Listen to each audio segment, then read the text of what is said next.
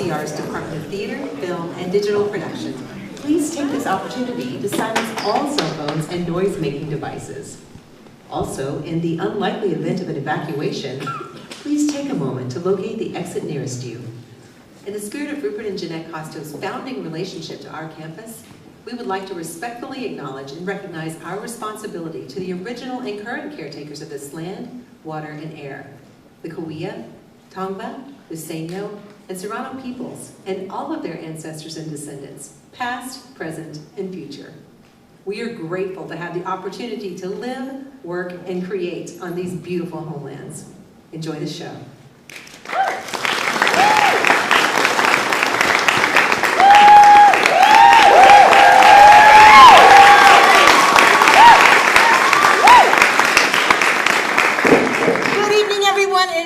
Joy to welcome you to 2026 PLAYWORKS.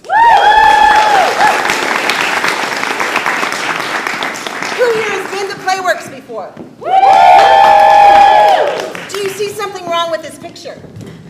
Yes, I am not Erith Jaffe-Berg, the brilliant, beautiful Erith Jaffe-Berg, the mother of this festival. Now, who here has had a recent birthday?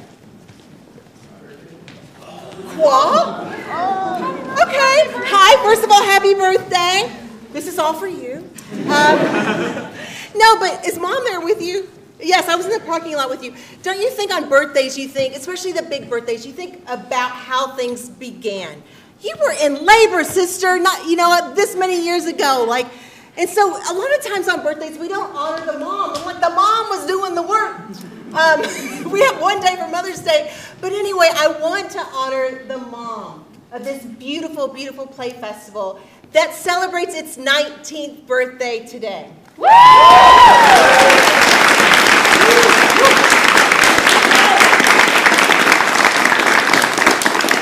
And that is the amazing Erith Jaffe-Berg. Now, in your programs, I would love for you to just kind of open it up. We're going to have a 15-minute intermission.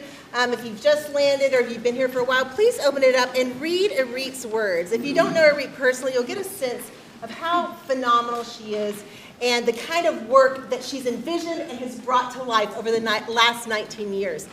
I do think it's a big honor and privilege, but a bit of a weight for me to do this for Erith tonight. It's really challenging, but it is kind of cool too because I'm a baby of PLAYWORKS. I had my work here as an MFA student 10 years ago, so that was really great. But there's so many others. Johnny Macias in the house, our production manager. Johnny,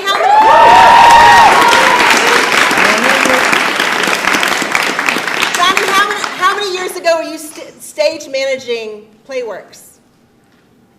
Johnny. Johnny's always here. I'm guessing 9 years. Johnny. Yes, Johnny? Johnny went back there. Johnny.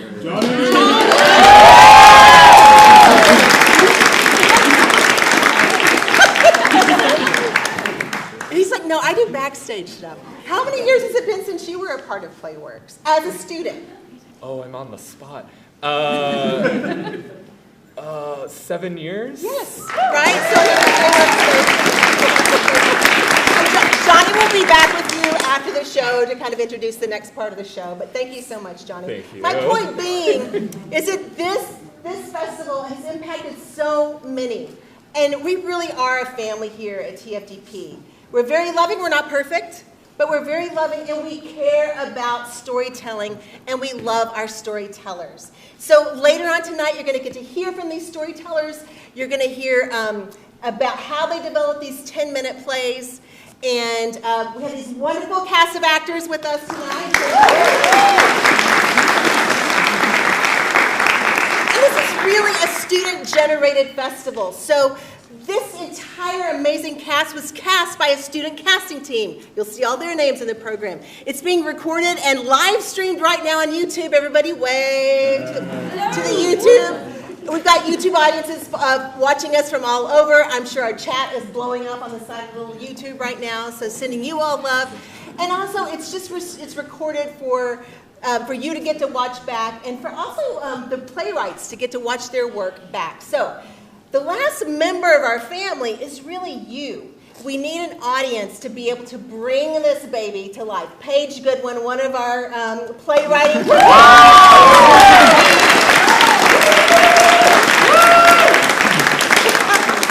Also, Susan Straight, midwife to many of these plays.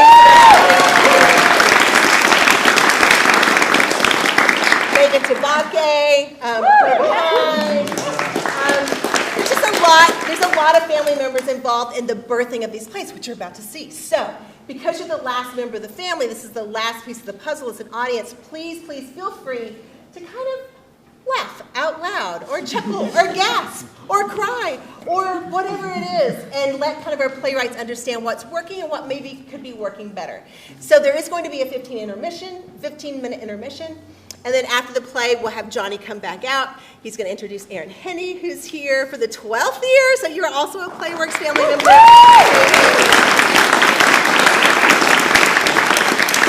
Or talk back with our playwrights. So without further ado, please give it up for Night A of PlayWorks.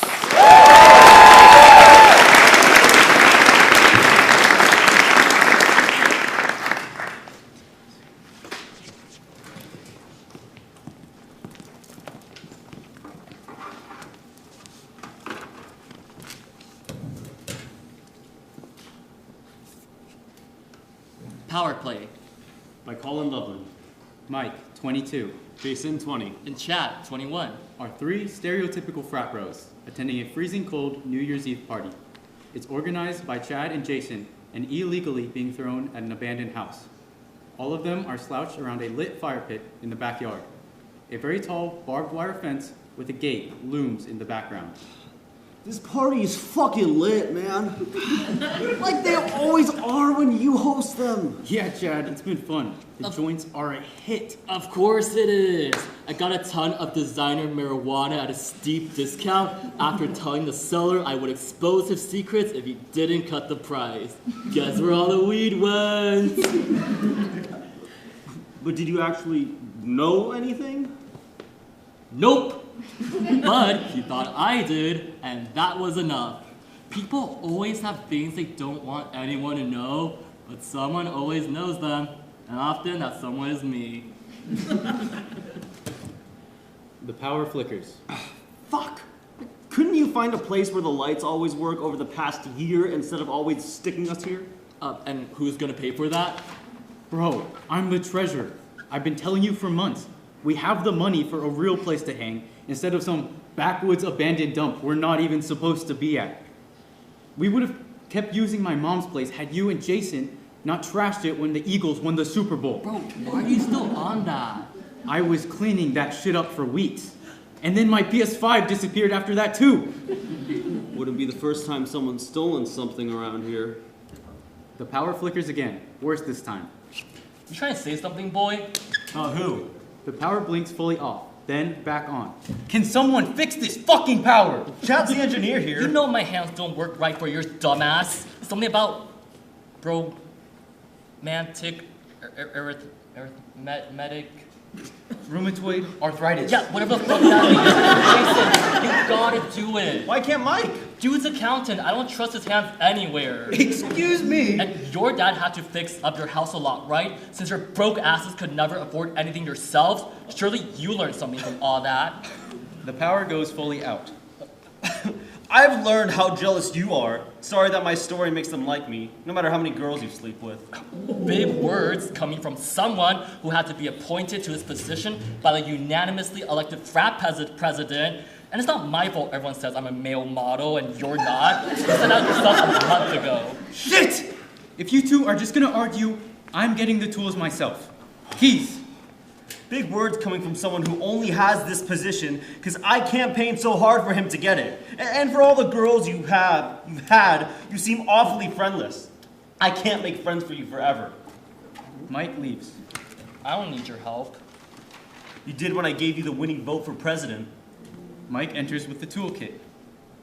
Wow, must have been a really bad trip. You gonna let me fix this or still worried about my hands? They're sticky. And yours don't work. Maybe we wouldn't be like this if your hands worked right in the first place. Wow, didn't realize how both of Both of you were so jealous of how much I've had. I'm just happy you're getting all that you deserve. So you think that sleeping with his girlfriend behind his back is what he deserved? The breaker box sparks up. All the lights in the background snap off. No one notices. You know about that? Of course I do. That bitch probably told everyone the day after. But Mike, we're not gonna confront him yet, and that was my line. Oh, did I steal your thunder? At least I didn't steal his girlfriend. Why the fuck would you think that was fine? You always said you wanted me to get more. Not when it was my own. She started it. She wanted Don't give me that bullshit, motherfucker. We both know she always submits. She wouldn't have done shit if you didn't start it first. Interesting to hear you, of all people, complain about other people sleeping around. She was mine first, remember? She told us she only used you to get up to me, remember? So why don't you shut the fuck up and sit down? And what else did you two take from me? Nothing you deserve to have. I didn't deserve some dignity? Stealing my girl and showing her off like some trophy you won. She meant something to me. Only for Jason to take her too? I didn't realize she was the newest hot commodity. And since Jason never really cared about me... This is about me. Why? I need you to respect me, to want me to lead, to take after you. I'm just like you, so I might as well be you. That was the best way to prove myself to you. You sure you want to be him? Or just want to be with him? They say psychopaths often flock together. What? No shot, that's absolute cap, man. I would never. Did you see how many girls I have? There's absolutely no way. No. Sounds gay. Wait, I thought you said the reason you slept with my girl because you were so sad you were chronically bitchless. So which is it? Have you been chasing after me for so long because you secretly wanted me to take you behind the alley and kiss you? Did you believe that if you did just enough things for me, I would take you to my room and let you have your way? I thought you liked the attention. I would never be gay, could never be gay. I'm an alpha man who takes control of the woman who worships me. The idea of gay shit disgusts me. That's not what you said when you threw me on your bed last week. Mike,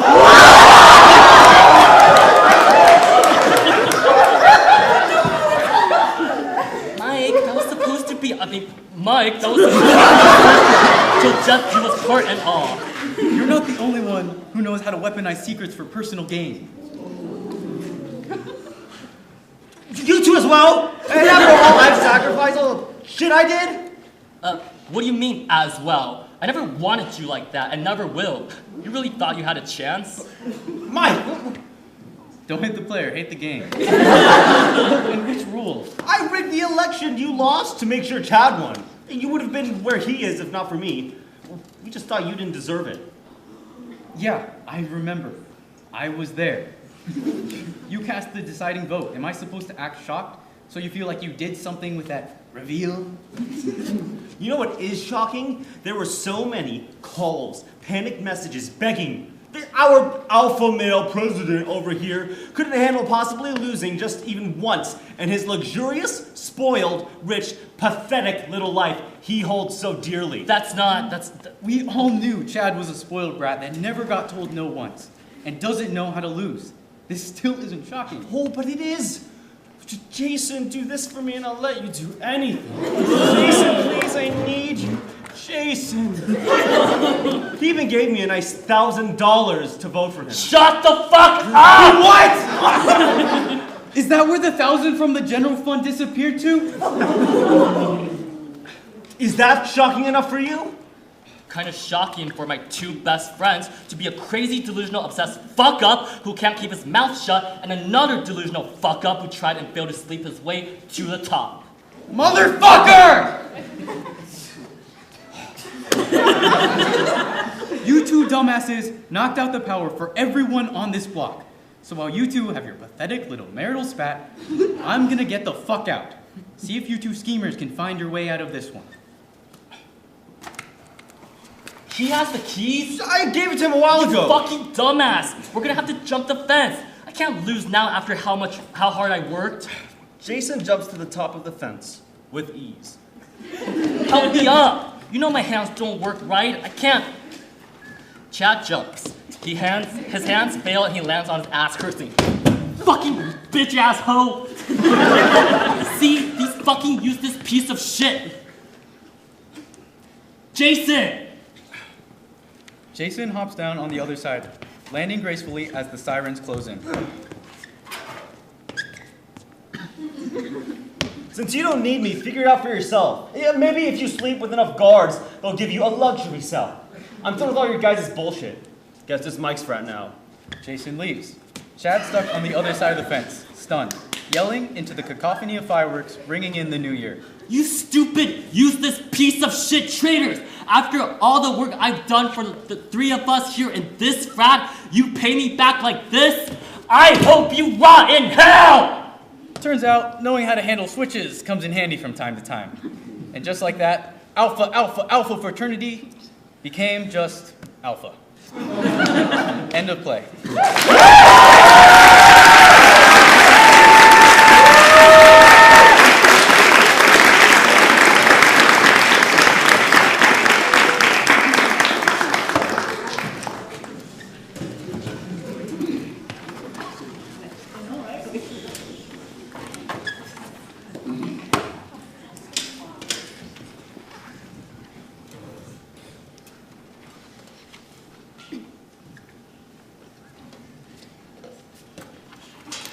SHIRTBOX, written by Hayden Harbison, directed by Isabella Singley. Got it. Thank you, babe. Hey, you know if this is too much, we can reschedule to another day.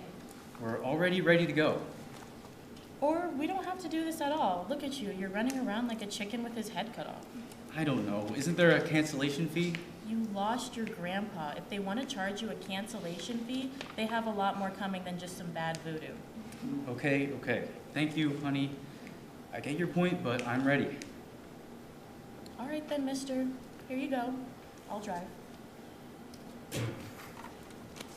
Yes. Uh-huh. No, Mom, listen. A liberal arts degree is very legitimate.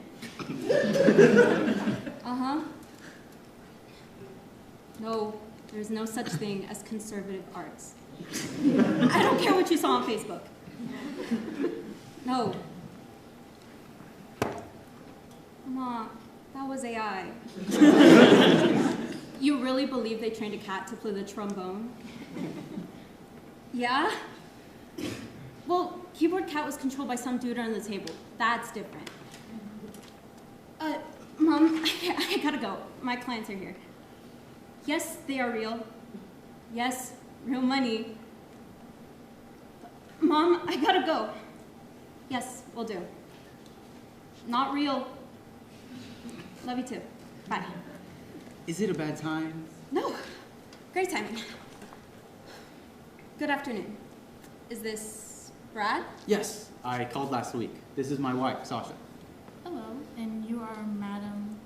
Madam V, medium, healer, and Avon salesperson. What does the V stand for? I'll tell you later. There are kids in the audience. Brad, did you bring a totem? Yeah, here in the box. But before we begin, Madam, in all honesty, this is very new to us. We both grew up in the church, so this kind of thing was always frowned upon, you know? I understand your hesitancy. It's warranted. To reach out to the other side is a very dangerous endeavor if one isn't careful. To communicate with the dead is like creating a door. A door that once open, it can never be shut again. At least, not completely. Rest assured, this is not what I do. I'm simply looking through a window. A window where I can observe and your grandfather's soul can remain at peace. Completely safe. that's really reassuring. What do you want me to show you today? I don't know. I just want to know he's at peace. I mean, he was a pastor at our church for over 50 years, and when my dad wasn't around, he was basically all I had.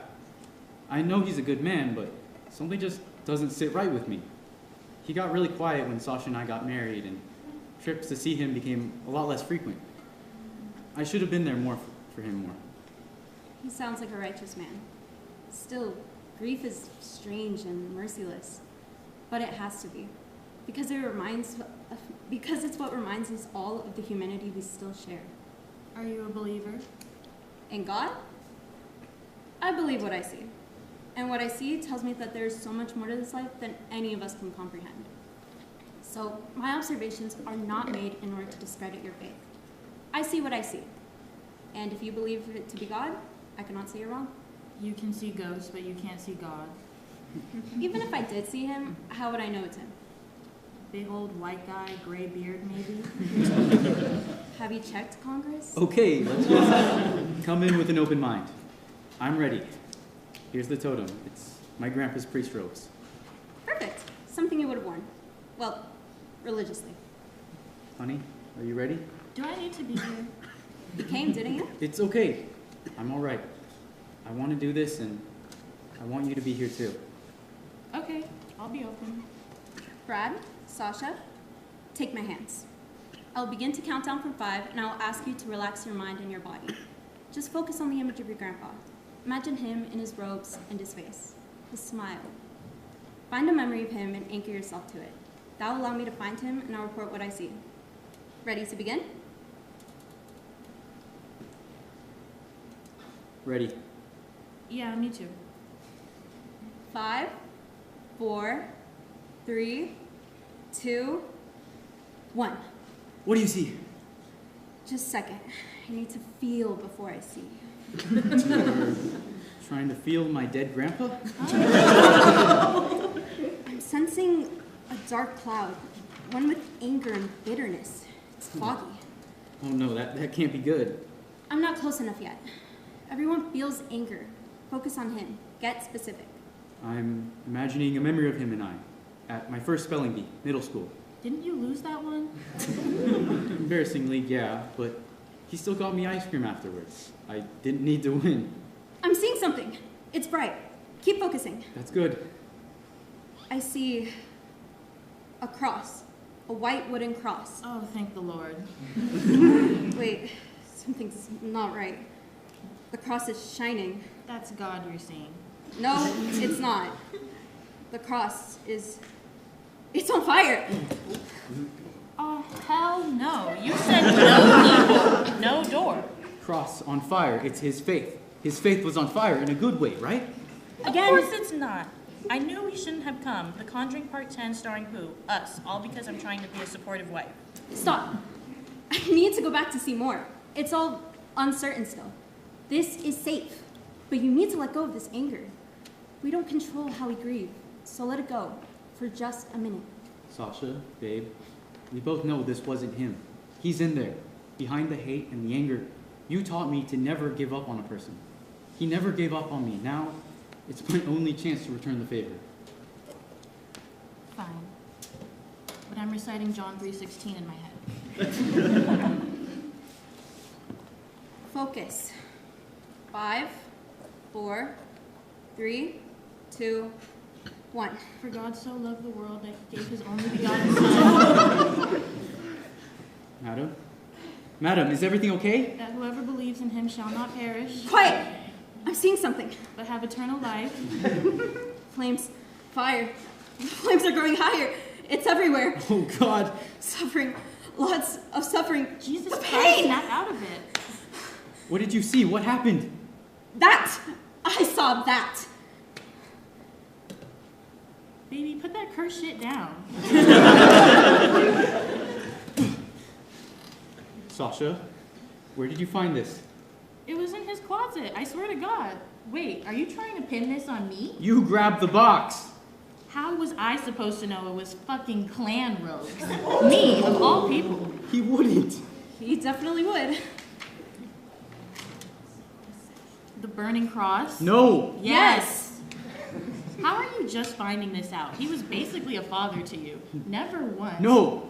I swear I didn't know. He never seemed to talk about race stuff, you know? There was so much anger, so much suffering. Good. Racist ass bitch. Tell us more. Brad, listen to me. What I saw down there was horrible. It was evil. He was evil. But you're still allowed to grieve. No, the hell he's not. You don't get to decide that for him. And neither does he. We don't control who we lose. Brad, I'm sure he loved you. You don't need to lie to me. I don't have the answers, but... Burn it. What? You hurt me. I want to burn this shit. I don't mean to upset you. Tell me, what did his face look like as he was burning? Brad. I couldn't see his face. At least it wasn't recognizably human. Every inch of his skin was stretched, mutilated, and stuck back on, inside out. Then it is true. Bad people can still love. No, they can't. He didn't love me. That's why he got quiet, stopped talking to us when we got married. When my dad left, he stepped in, not because he loved me. He just wanted to be a savior. He just wanted to look good, look pure, like the holy man he pretended to be every fucking Sunday. And I've been telling myself this whole week that I was the one that should have done more for him. What a fucking joke. Don't say that about yourself. Oh no, not me, him. That pathetic, worthless waste of air. People looked up to him. I looked up to him. And he was a liar. Babe, if that was hidden away with his regular clothes, I'm scared to find anything more. We haven't even looked through the whole house yet. So we'll burn that down too. That's really fucking hot. The burden of his sins is neither one of yours to carry. I'm sorry you had to find out this way. But in cases like these, the quicker the better. He's facing his judgment now. No one else needs to be hurt by him anymore. Doesn't that seem a bit divine? I thought you didn't believe in God. I never said that. Before today, I didn't believe in a just God. But after seeing that man, I have no choice but to acknowledge what I saw. It wasn't God, but it was very righteous. He got away with it for so long. But even if it took him dying... For there is nothing hidden that will not be brought to the light. I hope he fucking rots. I hope he begs for mercy like a little bitch. I hope that as his skin burns off the bone, he remembers my face. Little me just trying to understand why I didn't have a daddy like the other kids. I hope he remembers that face and realizes what makes me different from him. I'm not a coward. I loved him. I choose love. I've always chosen love. And he must have seen that and felt so miserable. Oh, I hope he's fucking miserable because one day I'll forgive him. And then I'll never think of him ever again. But until then, let's send this fucking diaper down there with him. I've got a lighter in the car. Let's burn this motherfucker, baby. Can we please do this behind the property? I don't want my boss to get mad. End of play.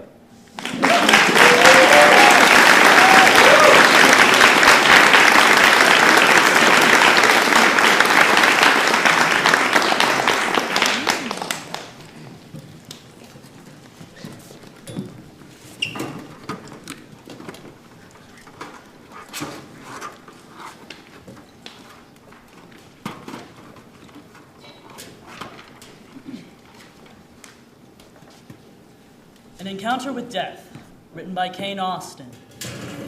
Darkness. The bell tolls. The lights come on. Joe rests quietly on the floor. Death sits a few feet away, reading a newspaper which obscures his face. Death checks their pocket watch. Joe wakes up with a jolt. What? What? Who are you?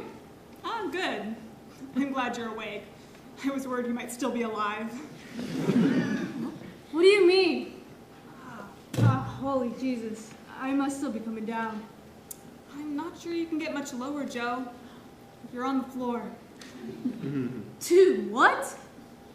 How do you know my name? Why are you in my house? Always the same questions. Well, Joe, Death drops the newspaper. And death. Joe scuttles to their feet. The death? The very same. What are you doing here? You were dead. Oh, yeah, well, I'm standing right here, aren't I? Death motions to the corpse. Oh, no. I'm sorry. You got me confused with someone else. That body can't be mine. No, I assure you, that is not possible. Oh, yeah? Why not? People confuse me for my brother. That thieving fuck happens all the time. If your brother was dead, I would know. So, no, I have not confused you with your brother or anybody else. Least of all your brother. Oh yeah? Why is my brother at the bottom of that list? Where he probably belongs. My nature is to hang over the shoulder of everything living, and that extends to both you and your brother. Yeah, and? And so I have come to know you both very well. You're both quite unique. Hell yeah, we are. Why do you care that you are different?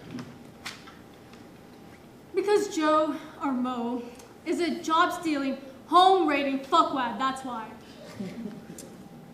That seems to matter to you far more than the fact that you've died. Why do you care? Despite what my name implies, I have a great respect for life.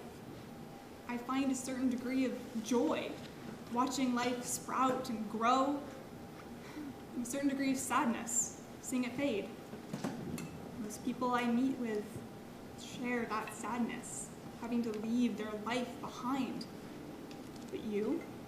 Were you happy with your life? I beg your pardon? Question remains. Hey, I lived the life I wanted, man. Ain't that enough? So you're satisfied? No regrets? No fleeting dreams left on the back burner? No. Then why are you here? What? What do you think this place is? This realm between the living and the we feel next. You mean this isn't the afterlife? You said I was dead. I mean, this is afterlife. But think of it more as a limbo. A person free of doubt may simply walk the path forward, upward, downward, whichever. Yet here you remain, clinging to what? Nothing, man. Your system's broken or something. My system is not broke. But perhaps the human component to which it relies on is... Aw, hey, up yours! I ain't clinging to nothing. You can't lie to me, Joe. I know you better than you know yourself. Mo steps into the scene. Morning, brother. I would have woken you, but I thought you'd find my floor more...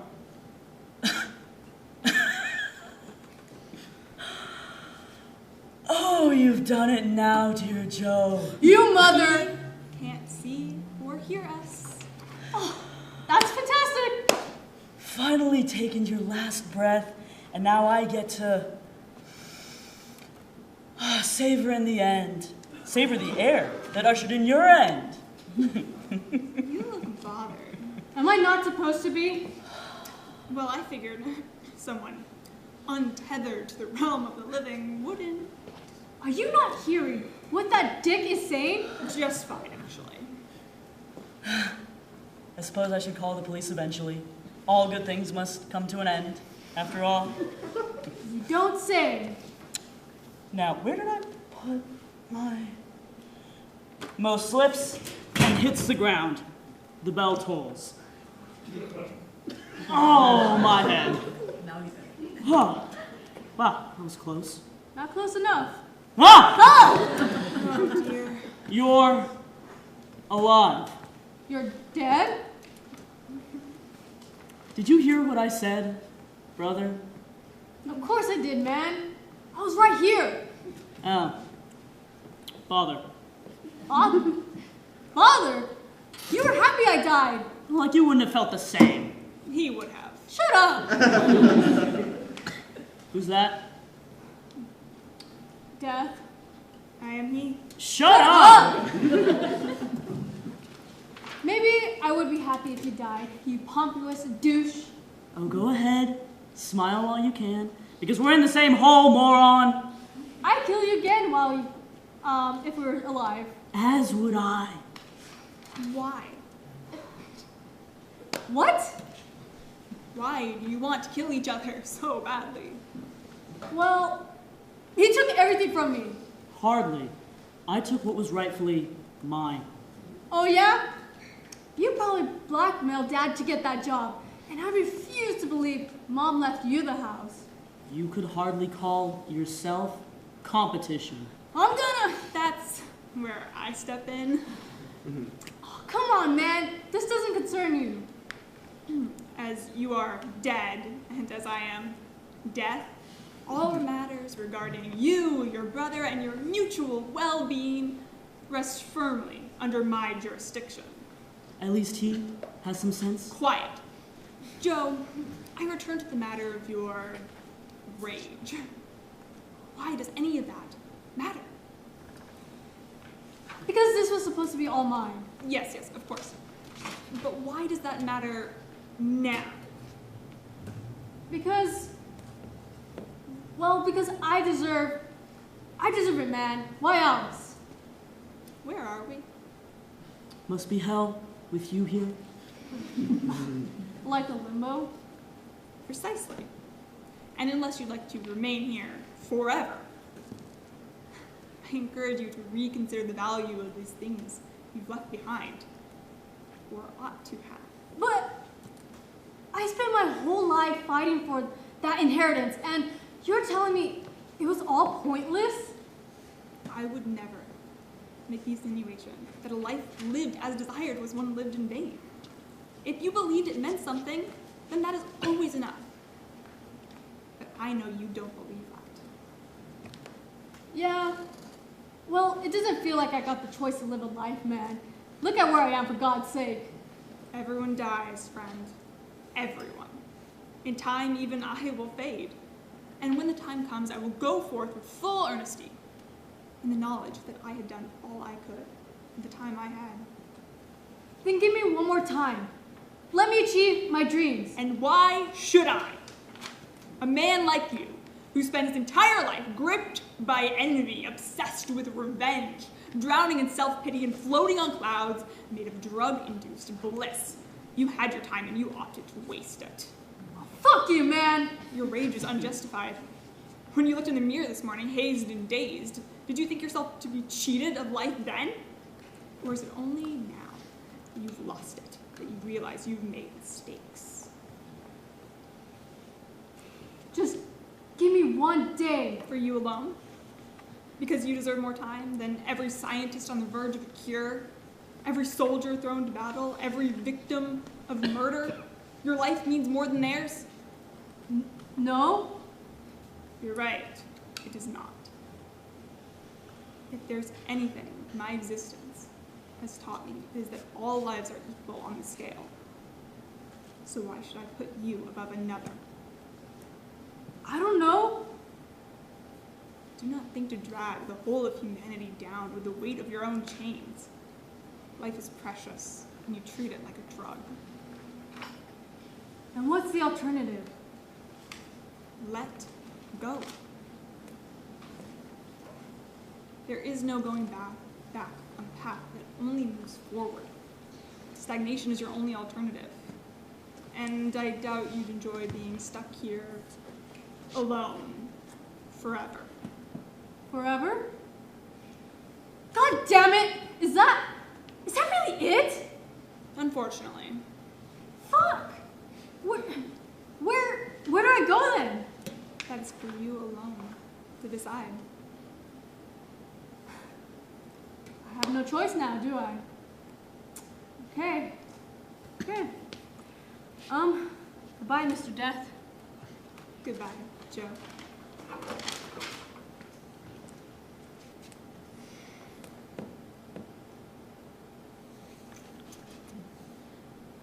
I feel like I've forgotten something again. Please don't leave me here. I have so much to live for. The end.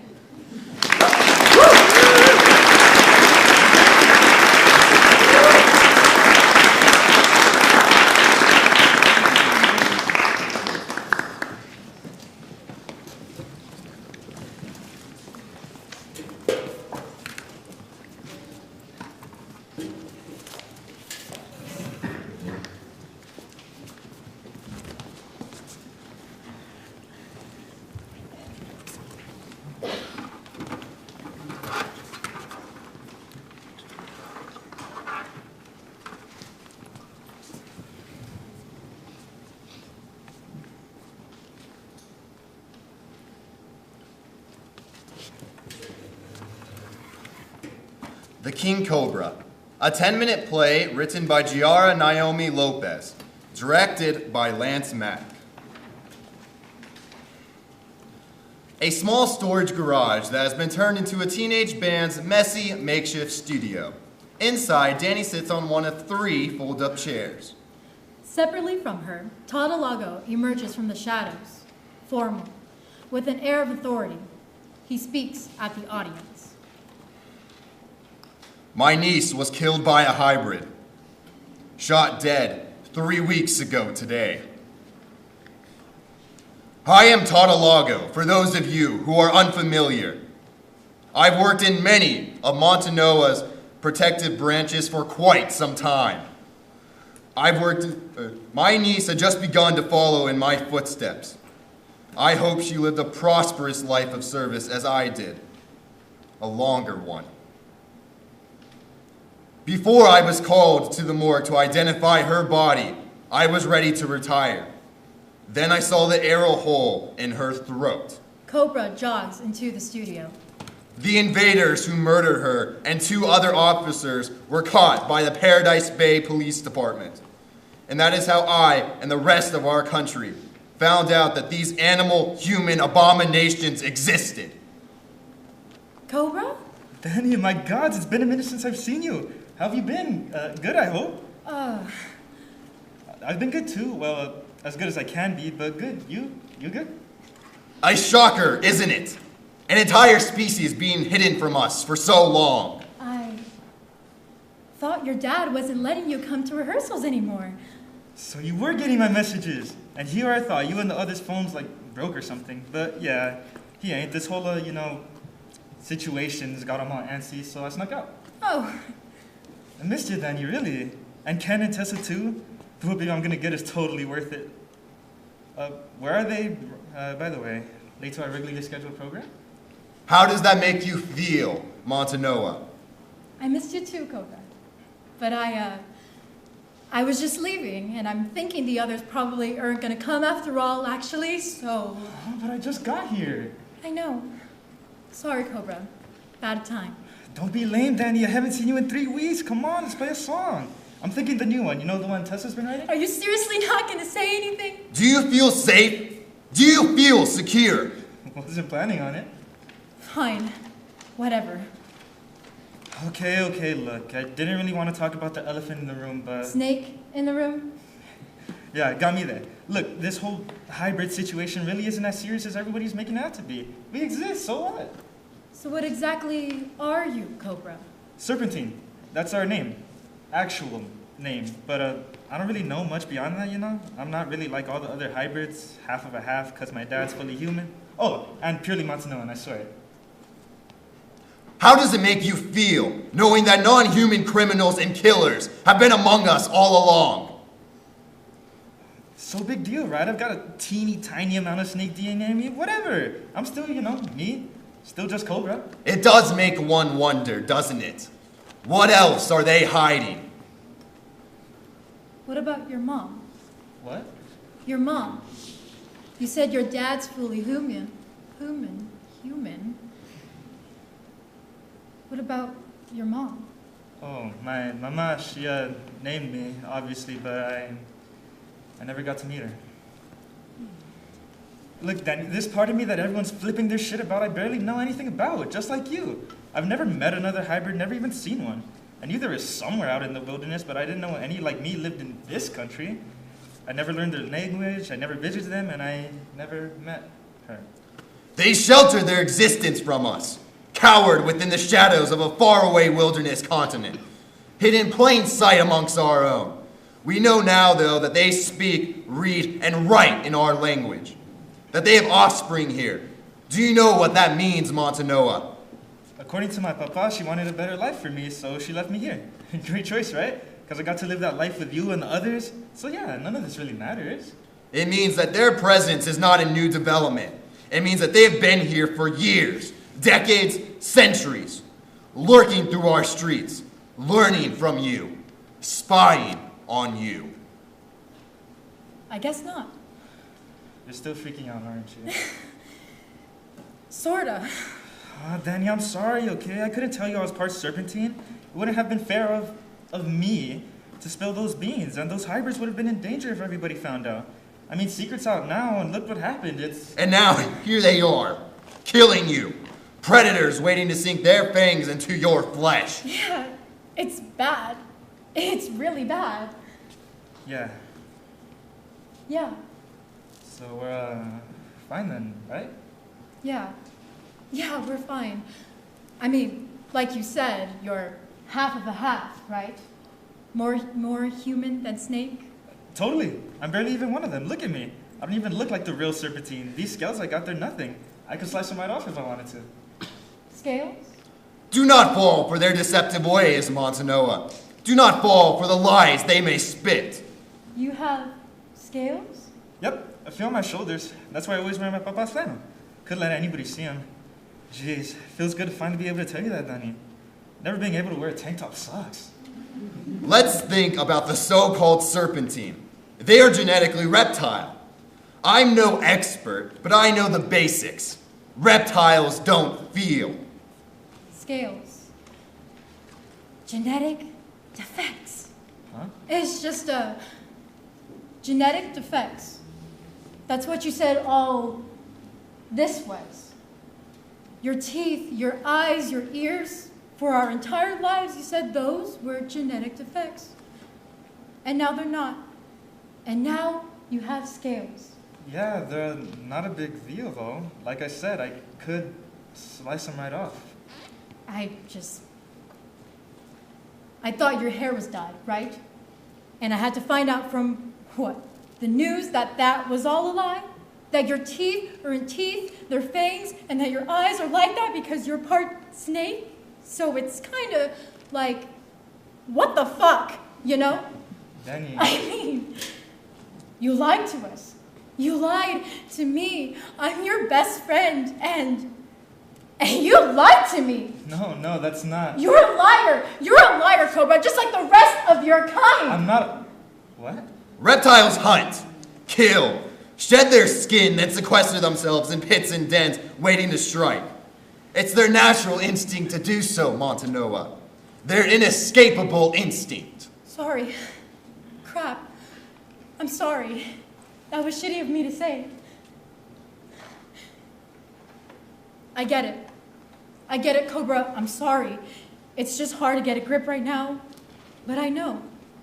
If you've never met any of the hybrids, then you're not really one of them. Like you said. Yeah.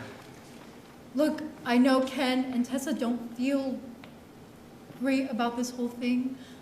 Sorry. That's why we've sort of been ghosting you ever since the news came out. But we can fix that. I'll tell them to come, and you'll explain everything how you explained it to me. Just make sure you stress that you're not a full snake person. Because that means you're not fully bad. What, Danny? And to help, I'll remind them that you grew up around us. And you know, we're pure-blooded humans, so we must have turned you into one of the good ones. One of the good ones? The creatures among you will beg for sympathy. Maybe it was our music. I mean, I get it. I've cried to some of Tessa's songs, and you know how hard it is to make me cry. Her lyricism can make anybody feel.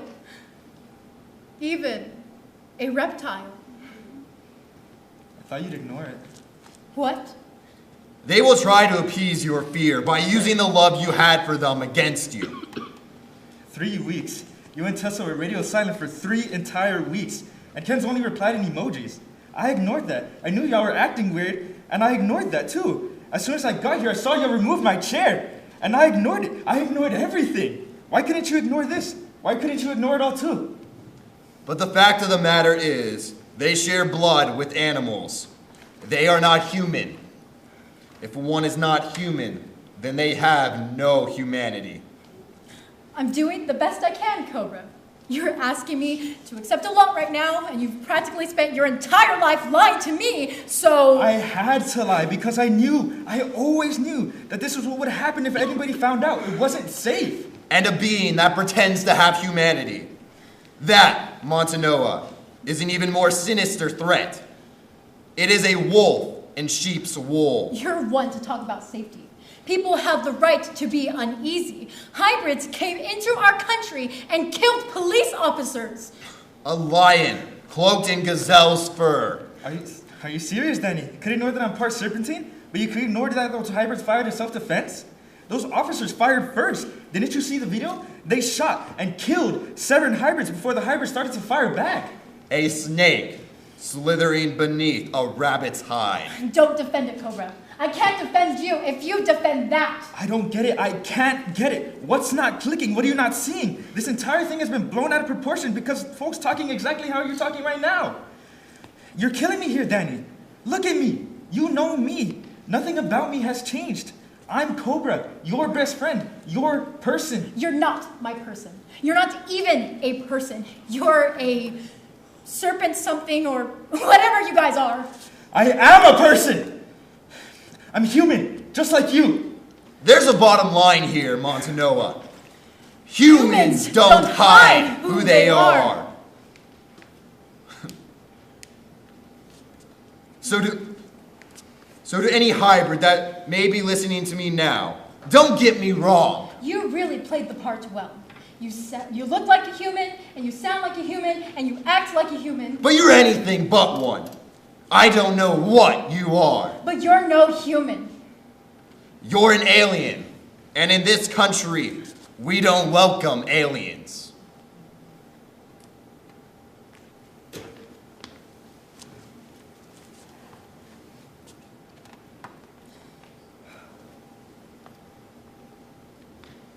I know you are scared, Montanoa, but do not stand down. Fear is a tool. Use it. Turn it into something more powerful than the empathy you've been tricked into sharing. You think they would have shot me too then? What? If it had been me who passed and accidentally dropped my hood. That's what happened to the others. Those cops saw faces with more skills than mine and then... Stop defending it! You know what? You're right, Danny. I am a liar. I lied when I said my papa's auntie about all this. He's not auntie. He's scared shitless that someone's gonna take me, or hurt me, or kill me. Then now that everyone knows that I'm part serpentine, they're gonna see my hair, and eyes, and ears, and scales, and they're gonna want me gone because of them.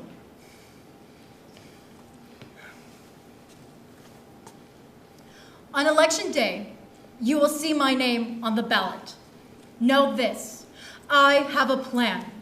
On day 1, I will utilize Montanoa's Kraken Corp to find, detain, and deport any and all hybrids who've dared to enter our beloved home. These criminals and all the traitors who harbor them will be punished. We will not be destroyed by aliens, amalgams, and beasts. What are you gonna do if that happens, Danny? They're gonna go after criminals, Cobra. You're not any of those. But I'm not human, right? Not to them, not to you. So what are you gonna do? What are you gonna do when they come for me too?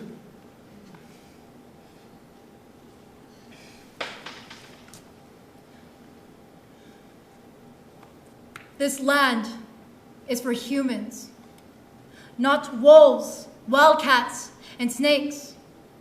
This is a land for the pure of heart and the pure of blood. Vote for me, and what happened 3 weeks ago today will never happen again!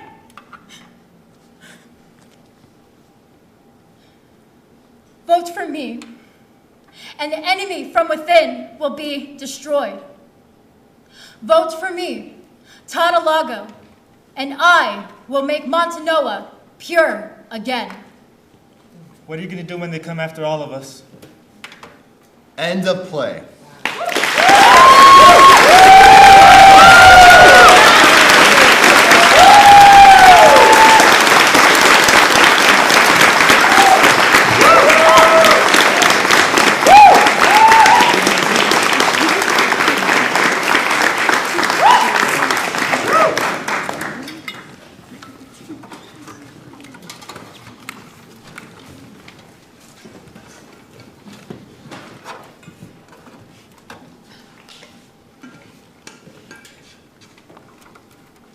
Ironclad by A.K. Ronin. Directed by Isabella Singley and Ira Jimenez. Excuse me for a second.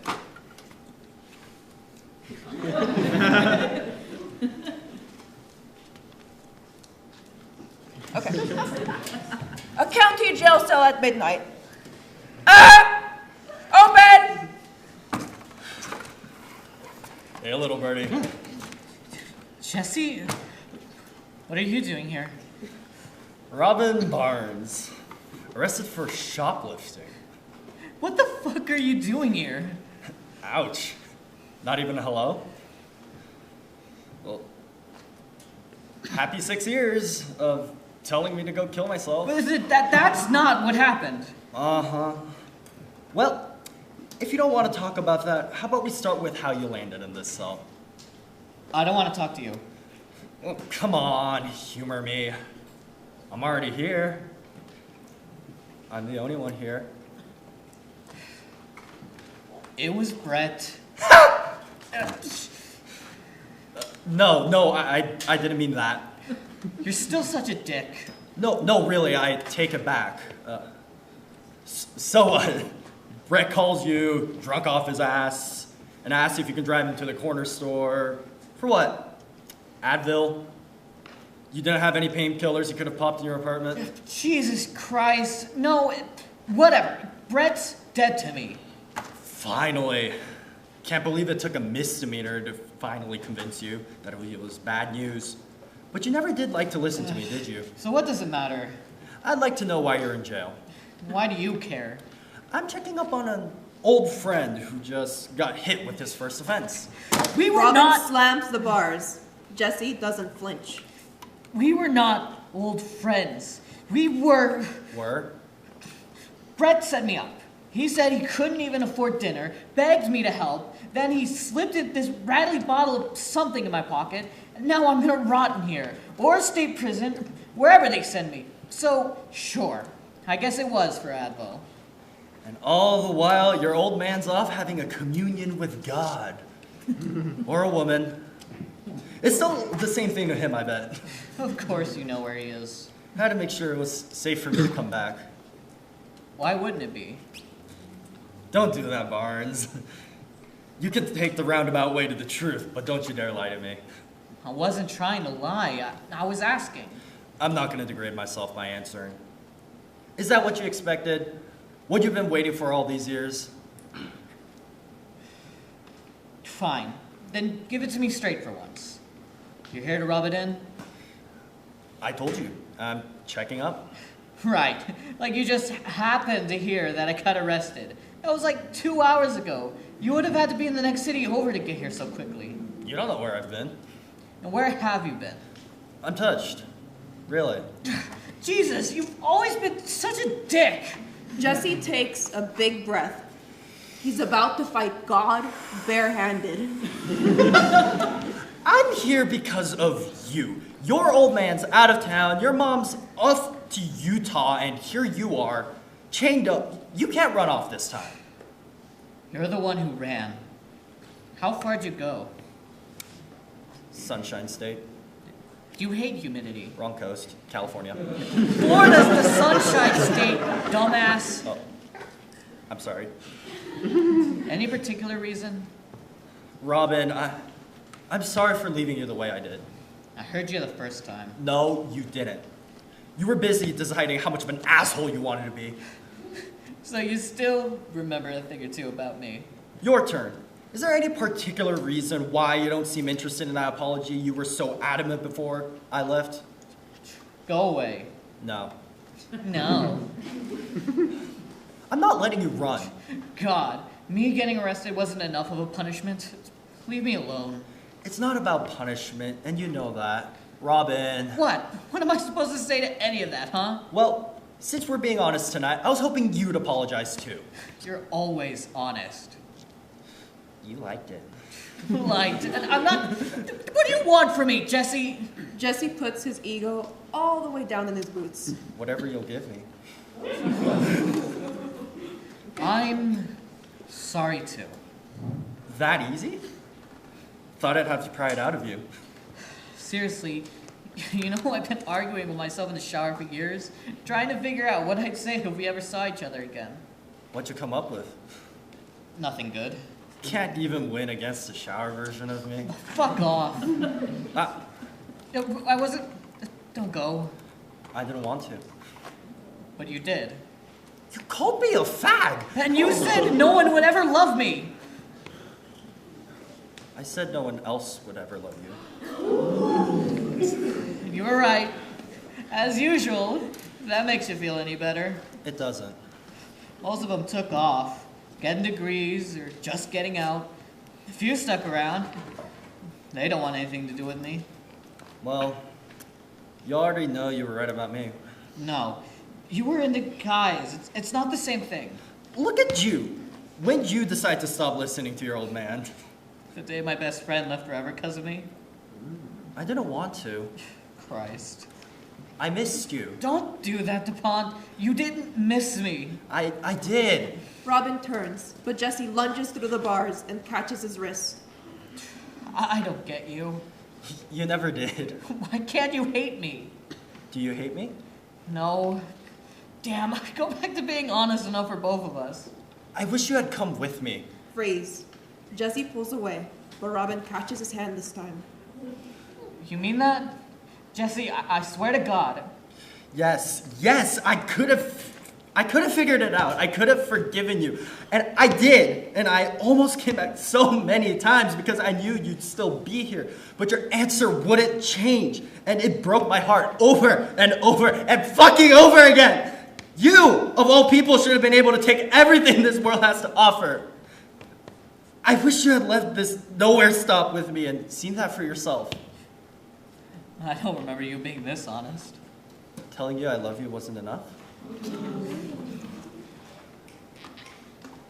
Sorry, I didn't mean to peek at this. You said love. What? You still love me?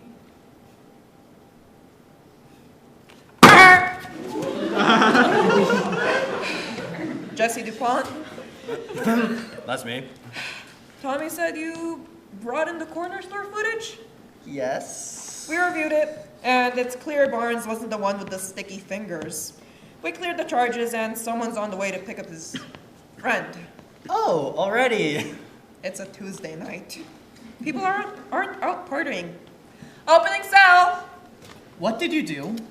Oh, turns out Miss Martinez remembers me from our ungodly snack runs. And she still hates Brett as much as you do. She wasn't convinced when the blame fell on you, told me as much. You should thank her. Maybe send her a nice fruit arrangement.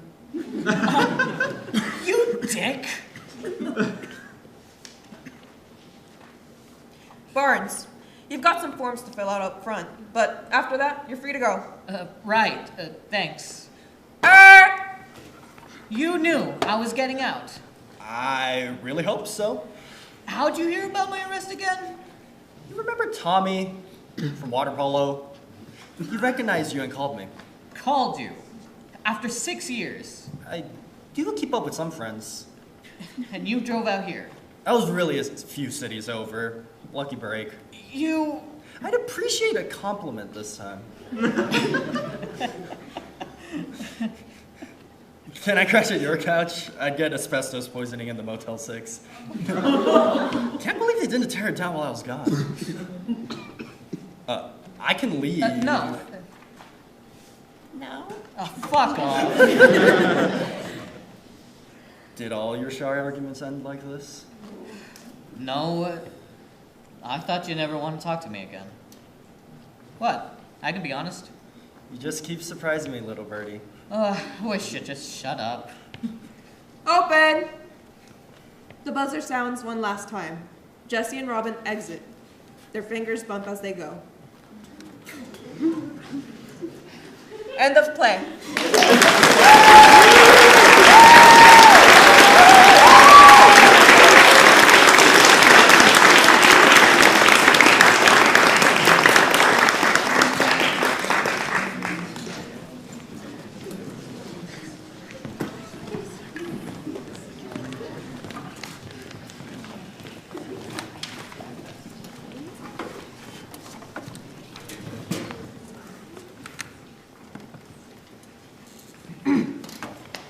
Fighting for Freedom, written by Lance Mack, directed by Nikolas Bolivar. Setting. A wall of protester signs are pasted along the walls of the stage. The front of an ice facility looms on stage left, contrasted by the quaint front door of a single-family home on stage right. At Rise, a lone protester, Jamie, stands center stage holding a sign in their hand. The chants of protesters can be heard on the stage. Free our brothers! Free our sisters! Free Miguel! We see Heather, a young mother and Karen-to-be, step out of her front door onto her porch. Oh, another day of them at it again. Thought they would have cleared out by now. I mean, the kids go back to school next week. Excuse me, ma'am? Or, sir? Sorry, I'm terrible at keeping up with all the newfound gender stuff that kids come up with nowadays. First, you could just call me Jamie. No ma'am or sir necessary. Second, do you see that facility over there? That place is where ICE has been taking people's families. We're just here trying to get them out. If you really want to help, you could join us.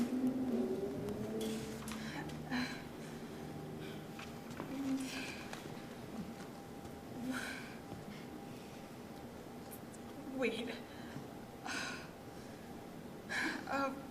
No, I couldn't do all that. I'm not the protesting type. Well, you could always call or email your local officials and let them know you're not okay with what's going on. I mean, who has time to do all that? Between taking care of my 2 boys, the house, church. It sounds like you don't want to help at all. Maybe you should hurry on back home and onto your family. Unlike some folks who are locked up in here, and you could actually do that. Well, maybe they should have thought about that before coming here illegally. Look, lady, I know you think that what you're saying is okay, but it is really misinformed. What they're doing is wrong no matter how these people got here. Kidnapping them from their home, from their families, and locking them in cages before shipping them away is beyond cruel. I agree, it's sad and not a nice thing to do. But the law is the law, and they broke it. So now you're out here breaking the law too? For what? To end up right beside them in a cage? Some laws are bullshit, and I don't think you should feel the same way if your family were the ones in danger. Excuse me? My family is in danger. From the likes of you! Blocking the streets, attracting media attention, and inciting riots right in front of my doorstep. You ask me? It's a shame all of you haven't been locked up already too. We're the ones putting you in danger? Haven't you seen the guys with the guns over there? The cops? They need guns. That's their job. And to protect the streets from thugs like you. Really? Thugs? Are you serious, lady? The guys who have been assisting in the kidnapping and killing of innocent people are just doing their job, but the people non-violently protesting their release and safety are thugs? You all are out here screaming and yelling in an otherwise peaceful neighborhood. So yeah, of course I think you're up to no good. Did you fail to notice that the ICE facility, they built like that in the middle of the neighborhood? Maybe I should have built it somewhere else, but that still doesn't excuse you inciting a riot right where our children walk to school. You know what? You're hopeless. I can't waste any more time on someone who can't even realize who the true danger of the backyard is. Free our aunts! Free our uncles! Free Michaela!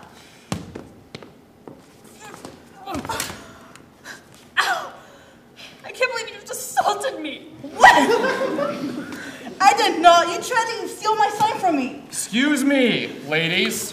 What seems to be the problem? Officer! Oh, officer! This horrible person attacked me. See, look at this cut right here. Ma'am, I'm gonna need you to back up. Sir, I think there's a misunderstanding. That person over there, they're the ones who attacked me. I hear you, ma'am, but I need you to back up while I assess the situation. Sir. Ma'am, if you do not step back, I will have to arrest you for non-compliance. Is this true? Did you assault this woman? No, sir, I did not. She tried to grab my sign, and then when I grabbed it back, I accidentally hit her in the face. I would never try hurting anyone on purpose. I was sent here to take care of all the troublemakers who might show up to these protests. It sounds to me that you might be one of those troublemakers. No, sir. I assure you that it was an accident. I really didn't mean to hurt her. Are you really buying this? They obviously did it. Shouldn't they be in cuffs by now? Look, I'm going to have to do this. You can't go attacking citizens who don't agree with what you people are doing out here. What if the protesters start chanting to the officer? When the people are under attack, what will you do? Stand up, fight back! God damn it. I'm going to need backup. There's a riot in progress in front of the ICE facility on Corner Street. I repeat, there is a riot in progress in front of the ICE facility on Corner Street. Give me that! Let go of it! No way! Just get out of my neighborhood already! Your neighborhood? Why did you consider we live here too? Now what are you gonna do? Might as well go home. The cops are gonna arrest all of you if you don't leave. Plus, you have nothing to protest with now. A gas canister is thrown down by your feet. A gas begins to fill the room. Oh my god! What is this stuff? Here, take this and put it in your mouth. This way, follow me. The pair make their way out of the gas-filled crowd and towards the front door of Heather's house. We should be safe here. Once you feel like you can breathe again, I should have another water in my bag for you to drink.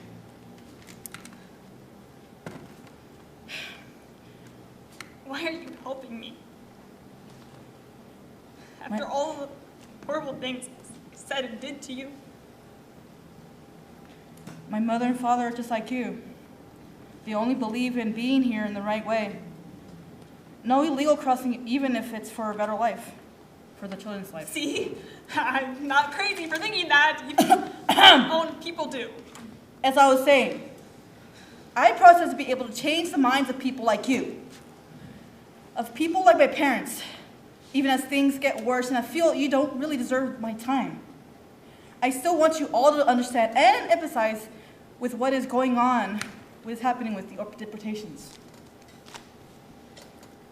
I still don't understand why you would help me, though. You said you had 2 sons, right? My cousin Miguel has 2 kids himself. They love their father as much as I am sure your children love you. Of course. So, the thought of depriving their children from their mother because she got locked up in a protest, or worse. It doesn't sit right with me. I wouldn't be able to sleep at night. Thank you. Don't just thank me. Think about all the people out there.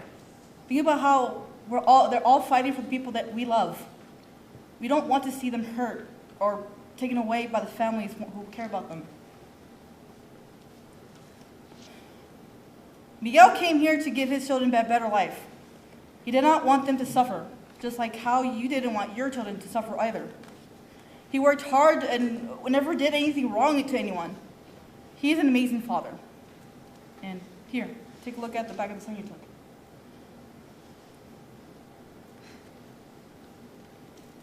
They are a beautiful family.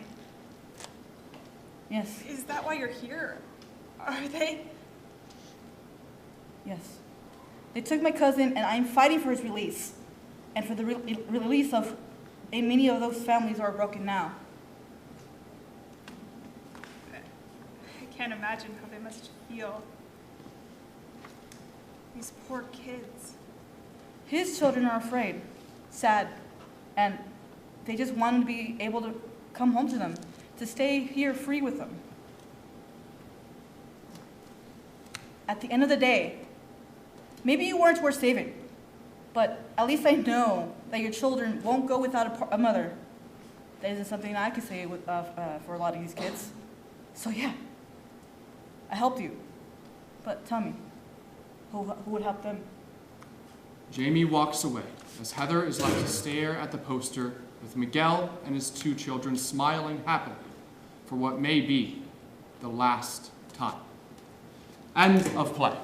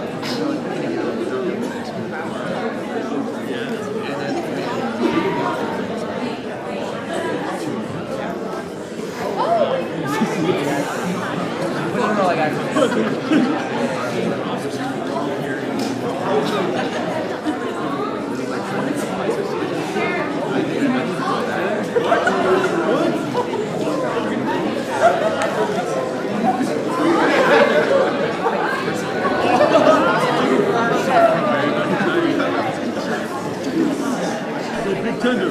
Hey, yo, tender.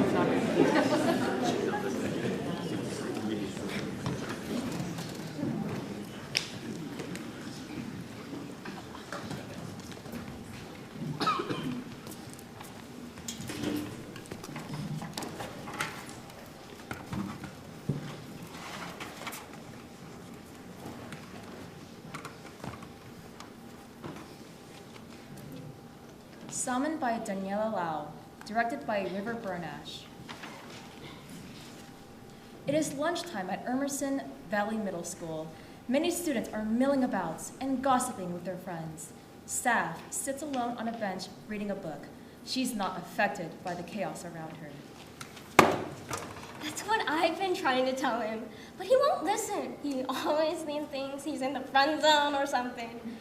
But, like, she obviously has a thing for him. Okay, I'll catch you girls later.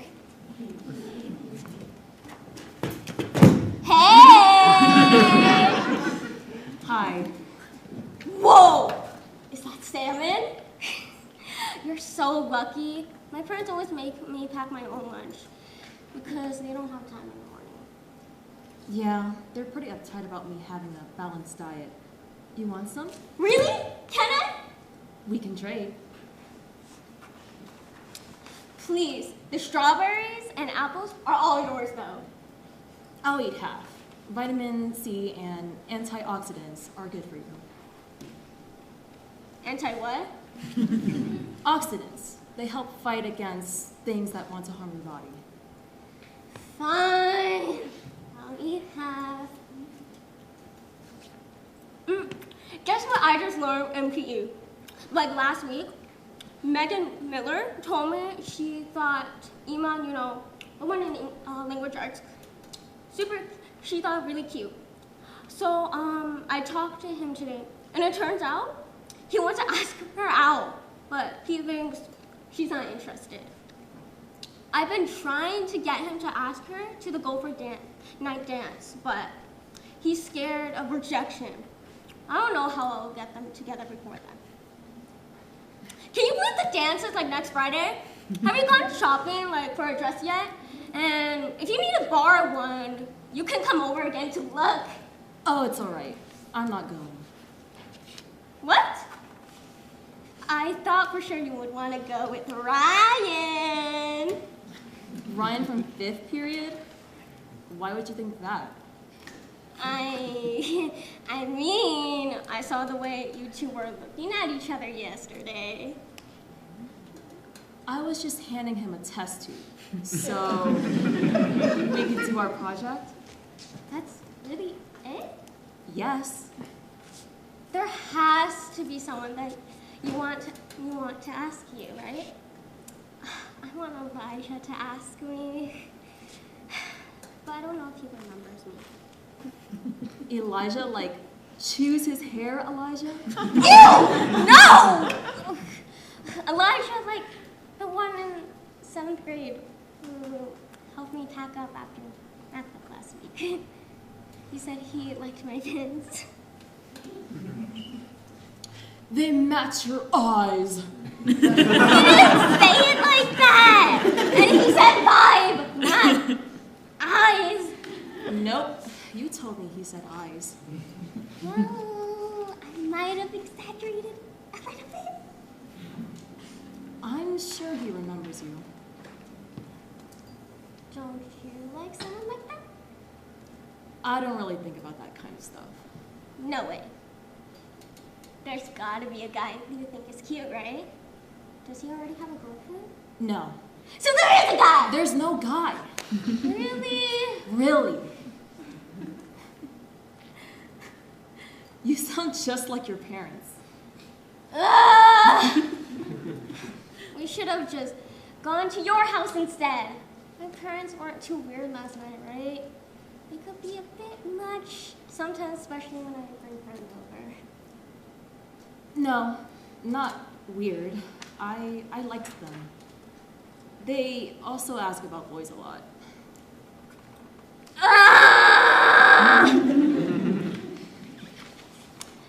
Mom is always trying to see if she can guess who my crush is based on the stories I tell her or the picture she sees on social media. It's so embarrassing. Thank God she doesn't know about Elijah. So that's why you told me not to say anything about him. Well, what do you tell your mom when she asks you about it? My parents don't really ask about that kind of thing. They tend to stay away from topics they don't fully understand. It was surprising that your parents were so open when talking about the people you like. Really? What do they ask you about them? You gotta invite me sometime. The salmon's so good! They must be really good at cooking. My mom is usually too busy to cook for all of us, so we just heat up leftovers and eat for dinner. Oh, I need to ask them about it first. And your parents had to be notified beforehand. Oh yeah? I can call them when I go. No, it has to be a formal notice.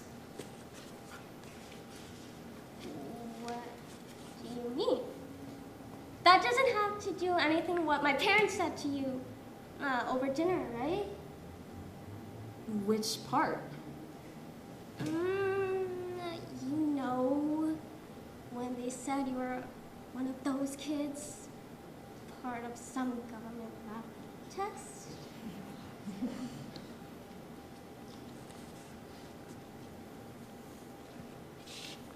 Do you think that makes me weird?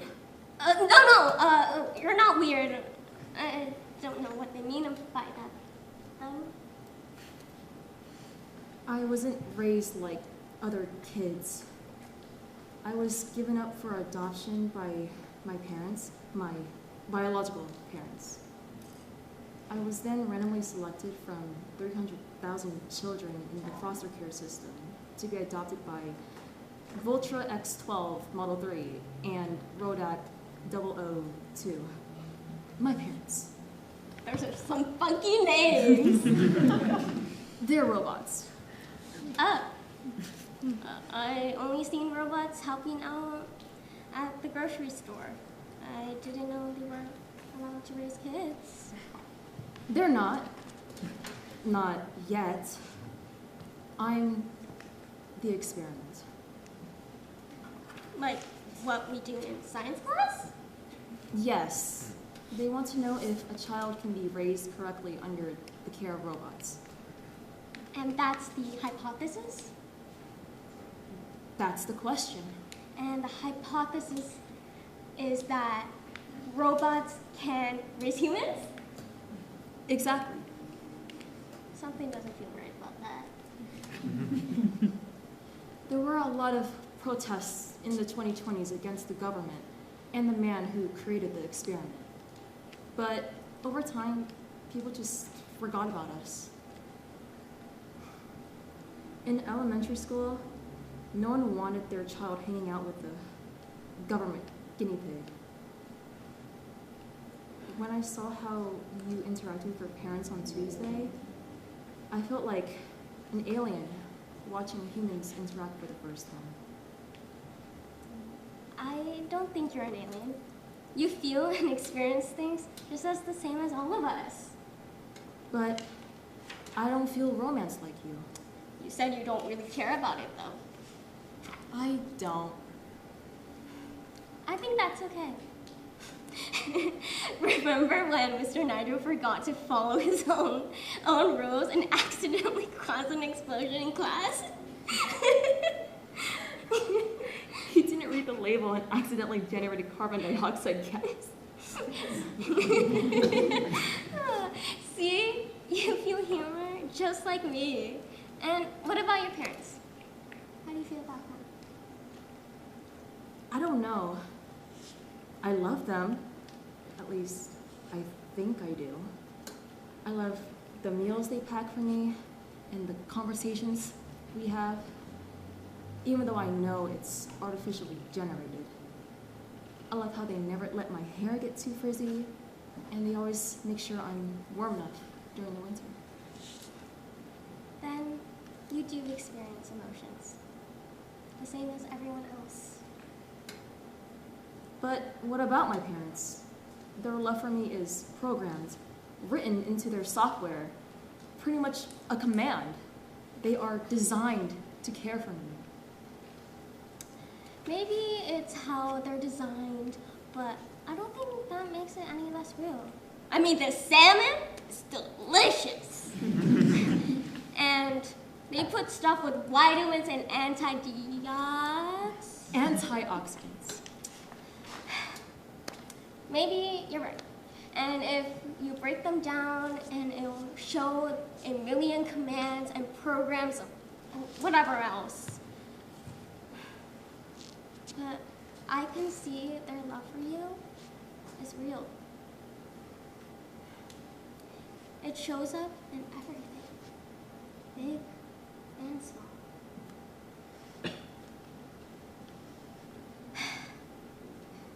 Then, do you want to come over this weekend? I can let my father know, and it will send out an email to your parents about it. It's a whole process. That's okay. I'll tell my parents. Wait. The dance is next Friday, though. I was planning on going shopping on Saturday with my mom.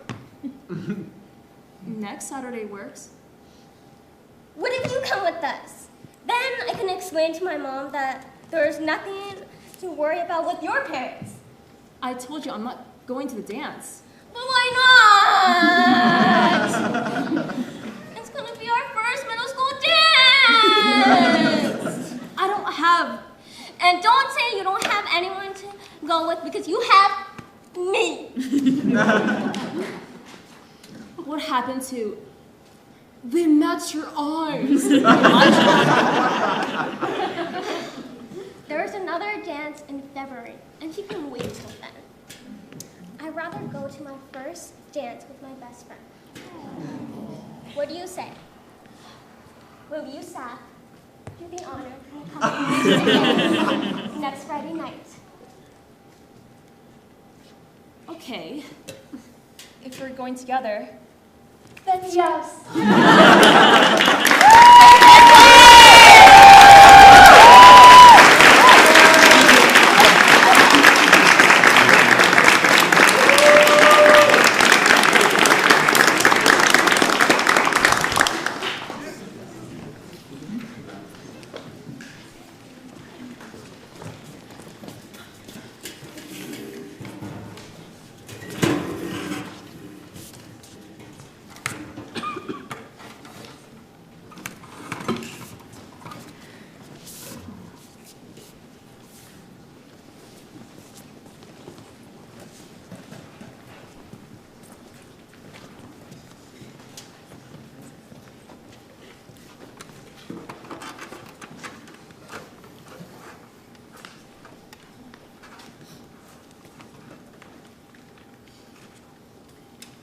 For the Ones We Love, written by Winter Johnson.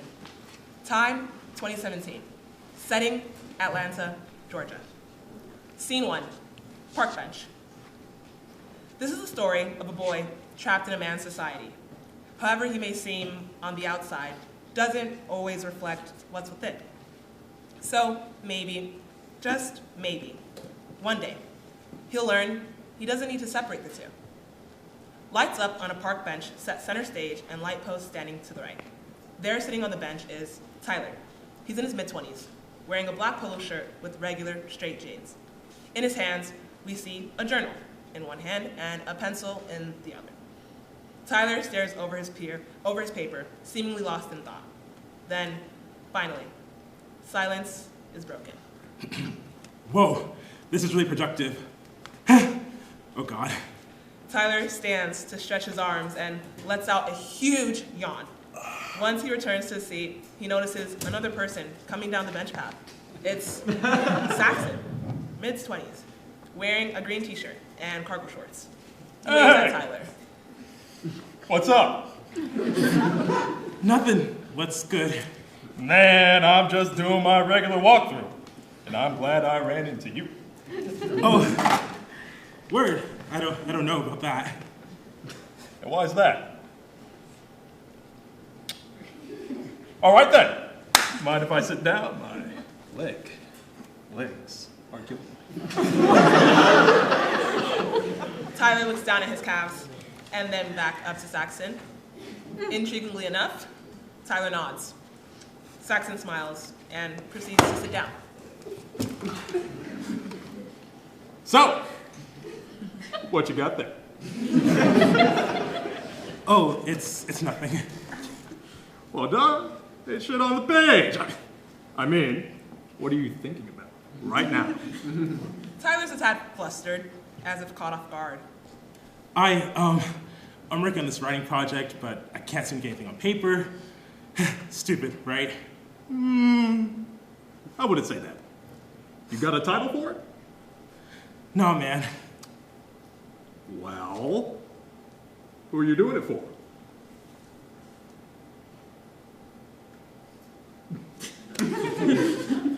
Okay! Who would you do anything for? My family. All right. So you do it for the ones you love. Don't we all? Both look each other in the eye. It seems someone finally spoke Tyler's language. A smile runs across each of their faces. However, Tyler regresses, breaking eye contact. Yeah, man, that sounds cool.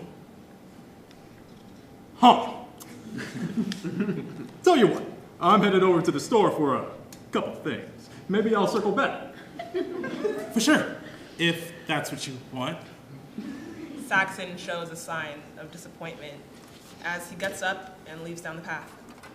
Tyler watches him leave in the distance before he stuffs his face in his journal. Fuck! A brief moment to collect himself before looking back at the blank page. Inspiration has been sparked, like electricity to a light bulb. He puts pencil to paper. Who are we to the ones above? Two air rooms thick. Hell yeah, man. Those who seek love. Two and done. Who are we to the ones above, to the ones who soar with the grace of a dove? Tyler pauses when he senses another voice within him. However, he continues to read. Without him noticing, looms the presence of another. A girl. The air rooms thick as they pull the rug. From underneath all who choose to seek love. Do you really mean that? The fuck, who are you? Profanity. And I think you know who I am. Girl, I don't know what you're talking about. It's mad late, and you should head home. I thought I was home. Right. I'm Poem. Cool, so what's up, home? What you need? I'm here for you. For me? Why? Because the times have changed. Okay.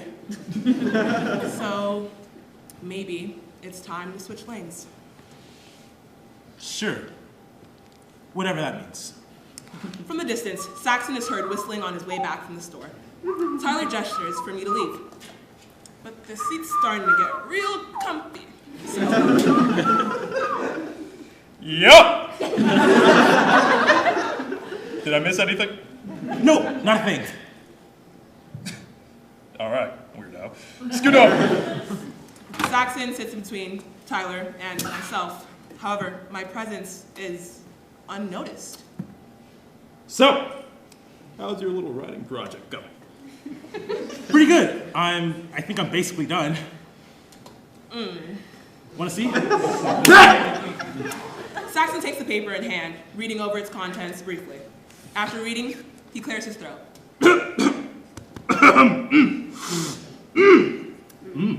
You said you were done. Basically, yeah. Huh. Interesting.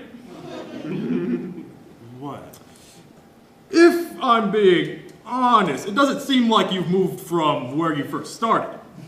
I mean, I see words on the page now, but that's all they are. I want to know more about you. Oh.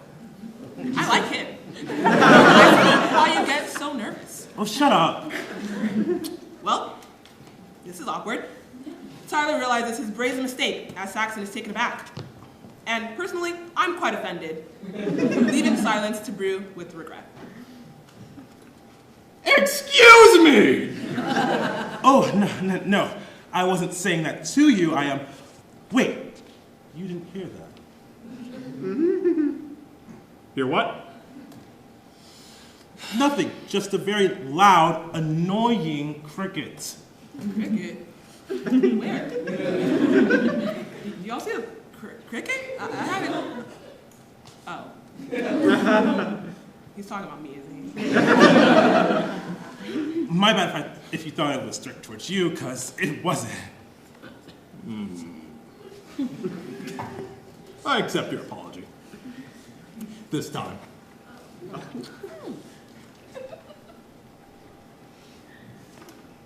You said you'd do anything for your family, right? Yeah. So, like, what does that even mean? Tyler struggles to answer the seemingly direct question. All right. Let me rephrase. What's something your family would do for you? Well, it was some time ago when you said life seems simpler. My grandma took me in when I was about 5. She raised me on her own until I was old enough to make my own decisions. She was one of those few people in my life that made me feel safe, protected me from the world. The world looked down on people like us. I remember one day she took me to this spot called Laverne Hill. It's a secret place where if you wanted to catch the stars at just the right time, this was the place you wanted to be. She'd always take my hand while we walked up the hill, so I wouldn't get lost, but I think it was just something about the way her hands felt. They were warm and gentle, almost as if everything would be okay, as long as I kept holding on, and so I did. Wow! I know, what is that? No, not at all. I quite like this side. I think it's refreshing. Tyler blushes, not knowing what to say. Speaking of which, I got some. Saxon pulls out 2 cans of soda, handing one to Tyler and holding one for himself. I think you deserve a little break for all your hard work. Thanks. Both Tyler and Saxon open their cans at the same time, making gulping effects as they down their beverages. Both finish their can at the same time. With the refreshing sigh you hear in a Coca-Cola ad. Ah! Yeah? Hell yeah! Damn, I kind of want one too. Whoa! You know, I've walked through this park probably every week, and each time I see you here, sitting by yourself. For a time, I used to believe that maybe you were lonely, but eventually, I got it. You're exactly where you're meant to be, pulled into your writing as if there were something you needed to say. I deeply admire that about you. You care most about what it is you write, and you never relied on others. I just thought that this time, maybe things could be different, which is why I'm glad I ran into you. The resounding blares of police sirens begin to encroach, causing both Tyler and Saxon to sit up but remain composed. An Atlanta cop car slowly cruises down the street, each second lasting an eternity. As the car rears at the next block, the boys finally exhale. Well, I think that's my cue to start headed out. But before I go, I did want to say this. I'm here for you. Because we need each other for when the world gets tough. So I know I'll see you here again. Wait, I never got your name. I'm Saxon. Saxon? My name's Tyler. Yeah, I know. Until next time, Tyler. Tyler is mesmerized, as he watches Saxon walk further down the path he came. However, something's different this time. So, what now? Dog, you're still here. What do you want? Dog, how many times do I have to say it? I'm here for you. Tyler looks confused, as if he'd been missing the very thing we've been telling him all along, remembering Saxon's last words. Well, then help me. I can only guide you, Tyler. The rest really is up to you. I'm just living my life. Are you? You know, I'm not the one you need to lie to, right? I know you, inside and out. You sabotage yourself so you can go without feeling the things in life that are worth experiencing. All so that you can avoid rejection, just like your mother rejected you as a child. Shut up! You don't understand. It's all I know how to be. You don't believe that. You don't know what I believe. I've always believed you could make a change. And how do you suppose I do that? Well, Tyler, you don't need me to tell you because you already have. When you finally let go of what's holding you back, you can be free. And it's okay to be scared. I think we all are. But courage isn't the absence of fear, but what you do in spite of it. So don't be the character in your own story. Be the author. Tyler looks back at the path Saxon left down, then turns back to his paper and pencil. Inspiration has been struck, like electricity to a light bulb. He puts pencil to paper. Who are we to the ones above, to the ones who soar with the grace of a dove, the arrows stick as they pull the rug, from underneath all who choose to seek love. I'm here for you, the times have changed. Maybe it's time to switch lanes. Hold my hand so that I may escape the cold, and I'll take yours like gravity takes hold. Because we need each other for when the world gets tough, so we do it for the ones we love. Tyler looks to his right, noticing the girl is no longer sitting next to him. He cherishes the poem and the voice behind the voice, remembering her echoing words. And with a confident grin on his face, he begins to make his way down the opposite path, ultimately changed for the better. Hopefully, this time, he'll find exactly what he's searching for. End of play.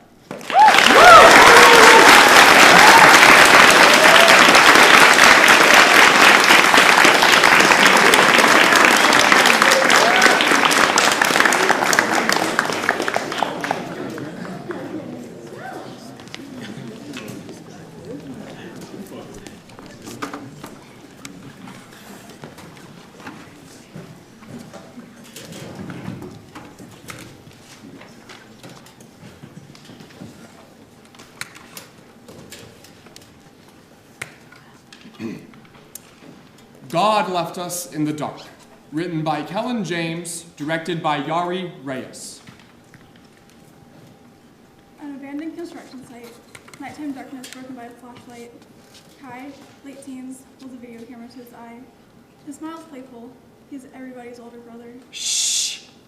Riker, late teens, surfaces into the sliver of light. Is it almost? Almost. Don't move. Fireworks.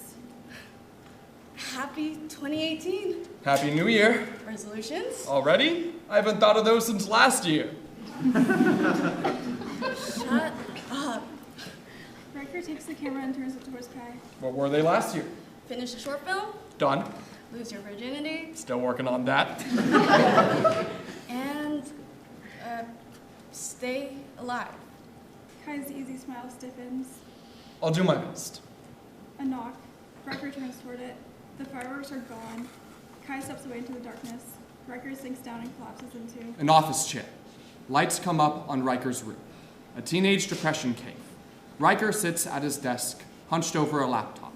Next to it, there's a box of flash drives. Kai lingers at the edge of the stage. More knocking. Riker keeps his head down. Riker, are you awake?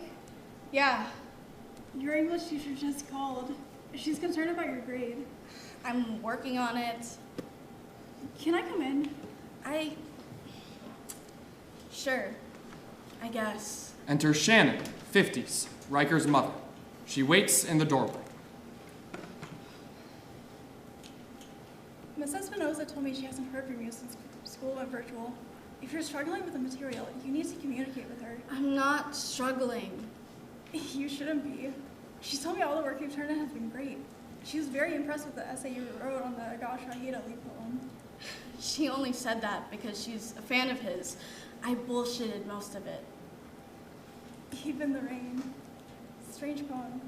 Where'd you find it? Just someone I knew told me about it.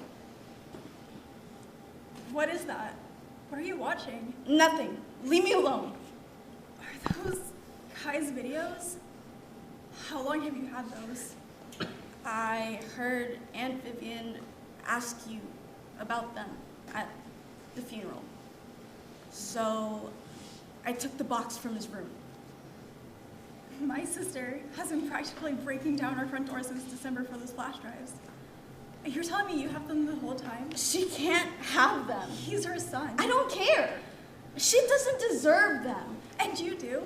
What about the rest of us? What if I wanted to see some? Did Kai even want you to have them? Better me than Aunt Vivian. Did he knock out one of your teeth for messing with his camera? I dropped it and broke the lens. That's what he was mad about. It was years ago anyways. Didn't he stop trusting you with his equipment after that? Does it matter now? He's not here anymore. Be careful of what you say. Just leave me alone. Shannon peers over Riker's shoulder at his laptop screen. Where are these from? New Year's. We've been making resolutions together since he started living with us. Could I watch one? Riker considers for a moment, then clicks a video. I'm going through them in order. I was about to get to this one. It's last year's. Okay. 10, 9. Riker slides out of his chair and runs to him. I want to count. What? We can't restart. 5, 4. 10, 9. Are you done? I just said. Fireworks. Happy 2019? New year. It's not happy. Resolutions? I did last year's. The dance team placed in the competition. Only 3rd, though. Shut up. We were the only public school team to place. And we're going to smoke everyone's asses this year. You better. Kai passes Riker the camera. Your turn. The festival picked my film to show. That's 1. Any progress on 2? Okay, listen. If I die a virgin, you can't tell anyone. You have to make up a Canadian girlfriend for me or something. I got you. I'll say you fucked your car. Dude. Then you better not die. Kai takes the camera and turns it off. That's the end. Riker, Yeah? they found it in my lungs. What? When? September. I didn't know how to tell you. God. My God.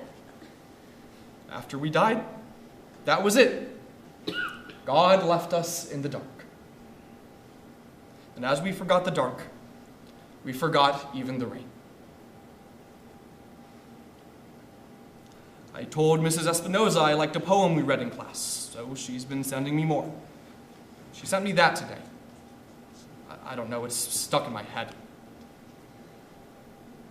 Do you think there's a God? Sometimes. Sometimes I come to this building at just the right time of day, where the sun's hitting the leftover window glass at an angle that makes the ground glitter. I'll zoom in and pull back and get a shot where the sunlight seems to fall in a big sheet, where it makes this ripple over the pieces of broken glass. I get enough footage like that and I start to think it's God. Usually I snap out of it pretty quick. If there's a God, he's not paying attention to us. Ooh, where did you film that? It was at that construction site on Central and 8th, where they were going to build condos but ran out of money and just left all the equipment and stuff. Kai liked to film there. It's in a short film, isn't it? That part where you dance? Yeah, there's all these glass sheets lying around on the property they're going to use for the windows. A lot of them are broken now, but some are still in one piece. Kai propped a few against the walls and set up some lights. Shame about your dance team. It's not like they're doing anything now anyway. I still can't believe they kicked you off, and you just let it happen. I tried going back to practice, and everyone was treating this stupid dance routine like it was the most important thing in the world. They were so serious about it. I kept thinking, this doesn't matter. We're all fucked anyways. Nothing we do matters. It's not about whether it matters. It's about keeping up with the rest of the world. You can't just stop participating. How am I supposed to do anything now? Riker. I feel fucking crazy! I'm the only one who still forgets and puts out too many plates at dinner. You're all just going on with your lives like nothing happened. I can't get used to this world. I'm still in the other one. You think it's just you? You know how many times I've made lunch for Kai since he died? If you get it, then why can you leave me alone? Because I've been tearing the house apart for those flash drives. I tore Vivian's house apart too. I called Kai's friends. Shit, I called the school and I had them check the computer lab. All that trouble because you couldn't think of other people. I don't care about anyone else. I just lost my best friend. I loved him too.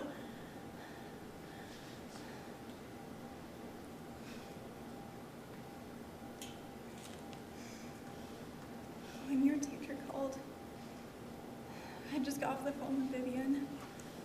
She already lost a new job, just like she loses every other nice thing she gets her hands on. I don't hate my sister. I hate the things she does. And I hate being the one to clean up after her. When she told me she was pregnant, I hoped that would be the thing that made her fix herself. Of course, I was asking too much. Even before he got sick, she couldn't do it. God gave her the nicest thing, and I had to watch her break him. I was jealous of her from the minute Kai was born. I spent 19 years wishing God had given him to me instead.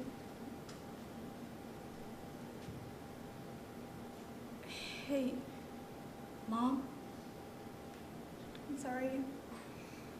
That wasn't what I wanted to say to you. Remember in August when I broke my arm? What is this about?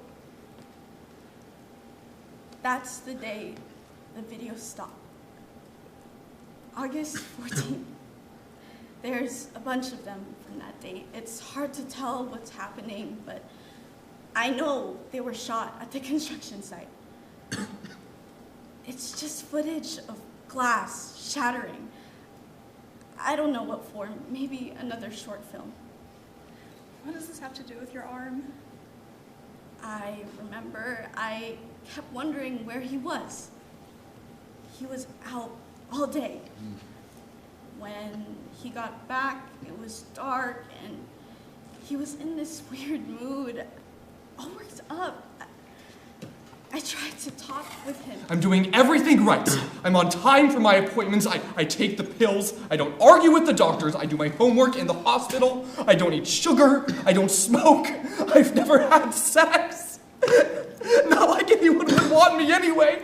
I don't even fucking text and drive.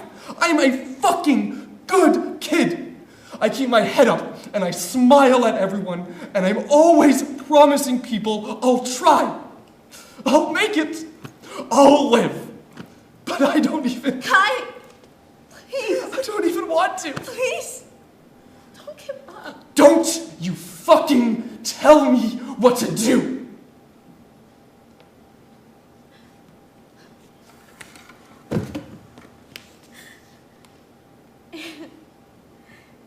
He grabbed my arm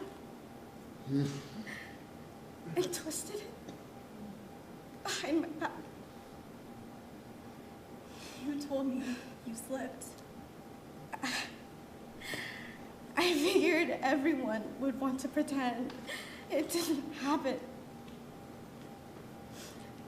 It was almost 3 hours of footage, just Kai smashing glass, and then it stops. That's where the flash drives end. There's no more videos after that.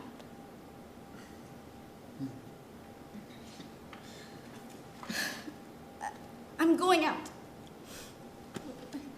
Where? You can't go anywhere. I don't know. I'm going to drive around the block a few times. I'll be back. Riker exits. Shannon is alone with the flash drives. After a moment, she turns to Riker's laptop. She stares at it for a second, then clicks a video. We're at the construction site again. Kai, much younger, pulls up the camera. We snuck out? Riker, also younger, runs on. The view better be really good. I think I have glass in my shoes. It is. Promise. Ready? It's time. 3, 2, 1. Fireworks. Happy 2015. Happy New Year. Shannon's phone rings. She pauses the video and picks up without looking away from the screen. Vivian, yes, I'm doing well. Yes, I told Riker. He was really sorry to hear about the job. He sends his condolences. The flash drives, no, I still haven't found them. At this point, I think they're lost forever. She puts the phone on the desk, still fixated on the screen. She starts to trawl the archive. End of play.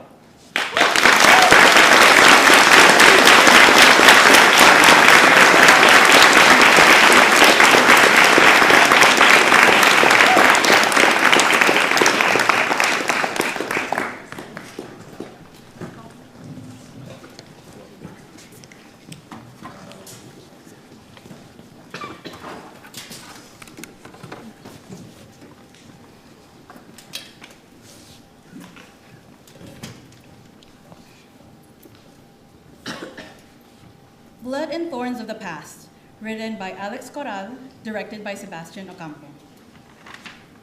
Marisol is sitting at a small table outside a cafe while on her phone.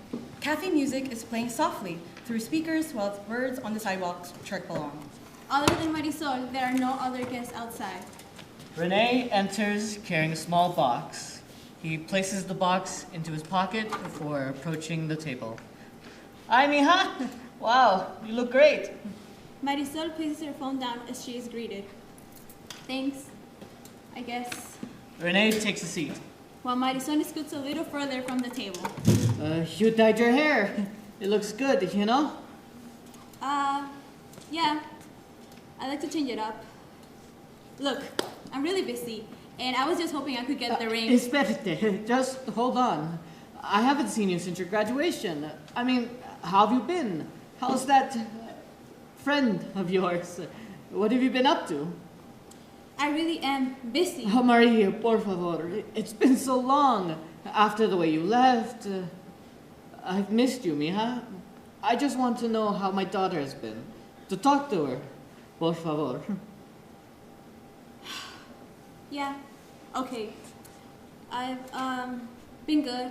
I've mostly been busy with work. You know, you really should stop calling her my friend. But Tara's good. Right.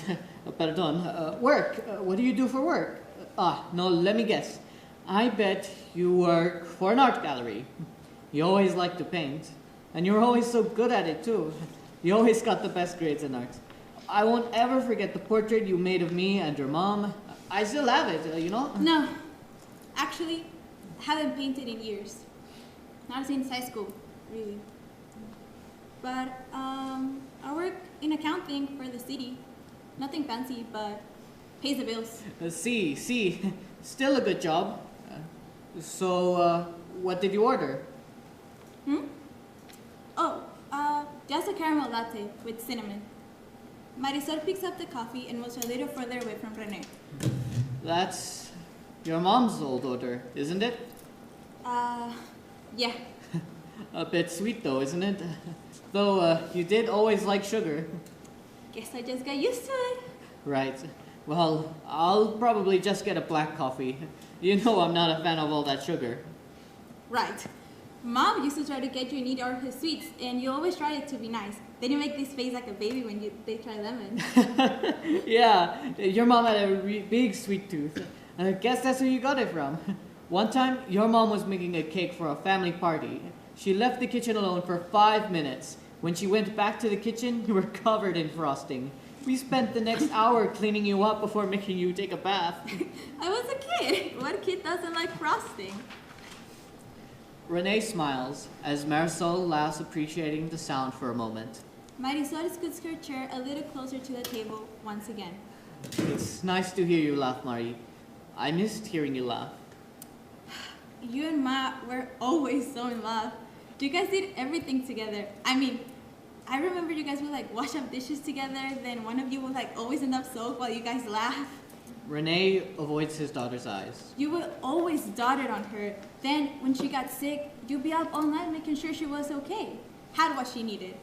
You did your best to keep her happy, keep her going.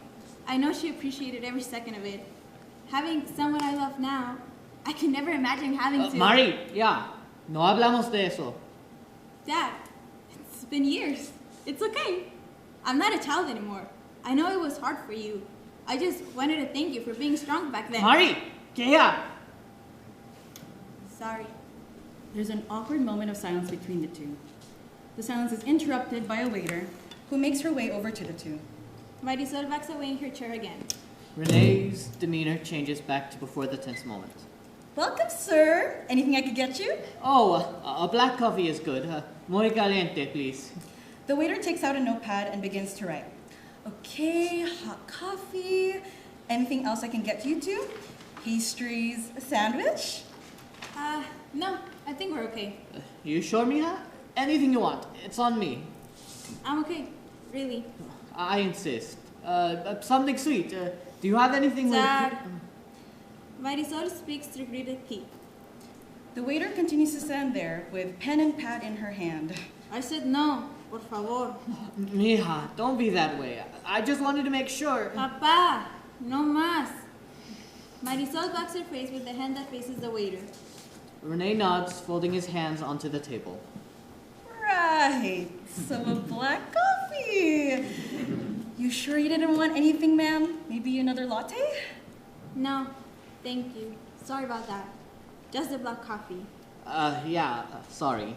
The waiter walks away. Sorry, I thought you'd want... I said no. You always do that, you know? Push. Push? Yes. Don't act like you don't know what I'm talking about. After Mom, you always pushed. Made me do things I didn't want to. You always wanted to be more like her. Just, never mind. You are like her. You're so much like her. You don't even know me. You always wanted to be like her. I'm her daughter. Of course we have some similarities, but that doesn't make us the same. I'm my own person. They sit in awkward silence. The birds have since flown away and they can no longer be heard. I don't want to make a scene, okay? Listen, it's getting late. And like I said, I've got stuff to do today. Can I just have the ring, please? Mari, it's been so long and this is really nice. Let me enjoy this a little longer. Dad! Mija, por favor. You had me come all the way here. It's been almost 6 years since I saw you. Despérate un día, and there's a message from you. You know how happy that made me? To know you needed me, wanted to see me. You had me come here. How can you expect me not to want to talk to you? Now you just want me to leave? Just take the ring and leave without talking to me. That's not fair. If you just wanted the ring, you could have asked me to mail it. No, I'm here. Let's talk. You owe me that much. Owe you? I don't owe you anything. Don't act like it was so far and stop acting like you missed me. If you wanted to see me, to talk to me, the phone was always right there. What you did... Before they can continue, they are interrupted by the waiter coming back over with a cup. She sets it down on the table. Right, there you are, sir. 1 black coffee. The waiter lingers for a moment. You sure you wouldn't like anything else? No. The waiter lingers for another moment, as if waiting to be dismissed before walking away with a nod. Marisol turns her attention back to her father. There's a beat before he replies. Sabes, the phone works both ways. Don't pull that crap with me. I see. Perdóname for not calling. What you did? You kicked me out. How could I possibly think you wanted me around? Yeah, basta. Oh yeah, made me the bad guy when it's convenient, right? I just came for the ring, okay? We both know I have every right to that ring. Mom wanted me to have it. No matter what you believe, let's make this easy for once and just hand it over. I know. Your mom did want you to have it. It's why I'm here, and I want to give it to you. But please, ya te dije, let's talk for a while. Then I'll give you the ring. All right? The waiter makes her way back over to their table with a small plate. Turns out we're giving away croissants with every 2 orders of coffee. So here you guys go. On the house. It'll be a split bill, so... Well, I still think it applies. Just take it. Enjoy. Gracias. The waiter places a small plate in the center of the table between Marisol and Renee before she heads back, leaving them alone once again. Fine. What do you want to talk about? Why did you ever come back? Dad, you kicked me out. I didn't really mean it. I was just... Upset? Disappointed? Unable to handle the truth that your daughter is gay? A sinner? Don't say it like that. Please, we both know how you feel. You can't understand. You're not a parent. No sabes how it is to raise a child without her mother. Without her, I had to look to Dios. Y Dios dice... Don't use that as an excuse. God never said anything. Do you know what he said? He said your only job was to love me, not judge me. Was it so hard? Sometimes I miss you. Of course I miss you, Appa. You're my dad. It's hard not to. Renee smiles. Then, I think back to that day. You said so many hurtful things, and you just, what? Expected me to come back with open arms pretending nothing had happened? I never hid who I was. You just refused to see me for who I actually was. When I finally was happy with Tara, you're the one that couldn't handle seeing the truth. I had already lost Mom. How do you think it made me to have to lose my dad too? Mija, I'm sorry. Please calm down. You're sorry? Were you sorry when you told me that my mom would be ashamed of what I had become? That she would have hated me because I was going against God? You told me you didn't want to see me, not until I stopped having ridiculous ideas about love. Marisol takes an edible deep breath, trying to regain composure. This was a mistake. Marisol proceeds to stand up to leave, chair scraping against the pavement. Espera, Mari. Let me make things right, please. Too little, too late. The ring. You want the ring, yes? For Tara. Just hear me out. 2 minutos, and you can go. Renee takes the box out of his pocket and places it on the table. Marisol sits back down. 2 minutes. You're right. I said some messed up things. I didn't know how to react, and all I could think about was your mom. All the dreams she had for you. It's not what I had planned. It's not something I knew. But I've missed you every day since then. Tienes razón. No matter what I think, Dios dice to love all, even sinners. I think about what your mom would say now. She'd probably smack me for being an idiot, for not being able to just be a dad. Yeah, she would. Really. But I know all she ever wanted was for you to be happy. And I want you to be happy. If this girl is what makes you feliz, then it's what's right for you. Entiendo my words hurt you. I know I'm your dad, but I make mistakes too. Yeah, lots of them. What I'm trying to say is I'm sorry. I want to do what I can to make you happy. And this ring, he opens the box. I know this ring will bring you lots of joy, like it did for me and your mom. She would want you to have it. I know she wanted you to have it. It's why I came here. You would be so proud of who you are now. Marisol picks up the box and stares longingly at the ring. I remember when I was little, how much she used to take care of it, clean it every chance she had. She would tell me, "Mija, no es grande, but it's full of años de amor." She would tell me stories about her abuelo, how he gave it to her abuela, and how her parents got married with the same ring. How you had to beg abuelo to give you the ring so you could ask her to marry you. Marisol pulls the ring out of its box and just holds it for a moment. Esto. It was everything to her. Yeah, that ring meant a lot to her. She used to say it was a gift of the past.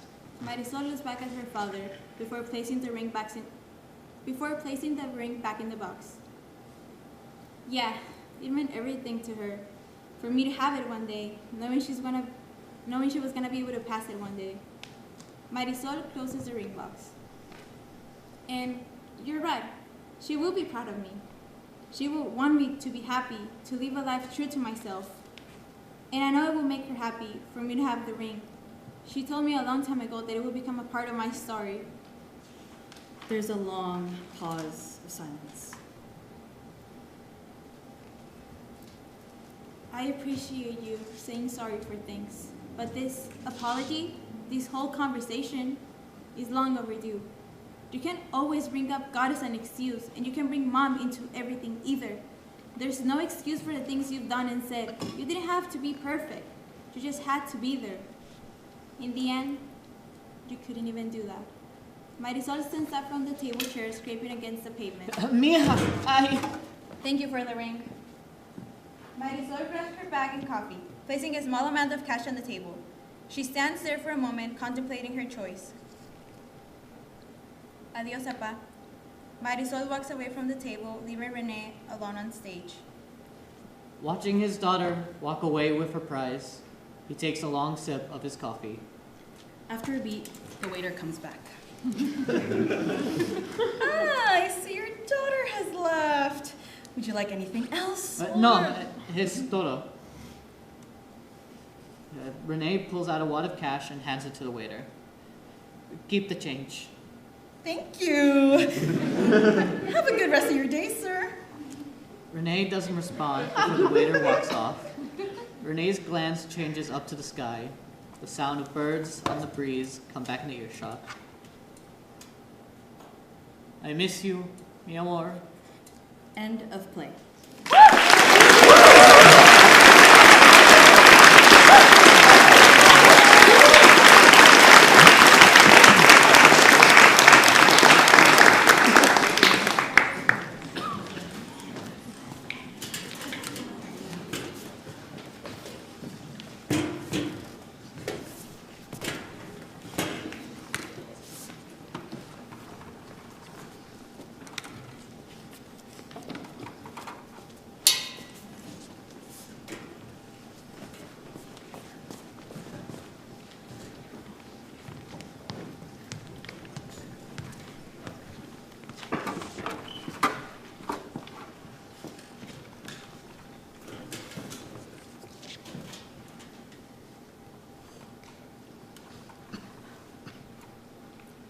Feels Like Home. A 10-minute play.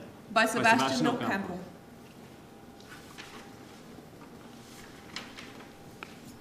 Gracias, muy amable. I'm so excited. I'm starving. Oh, they have a mariachi today.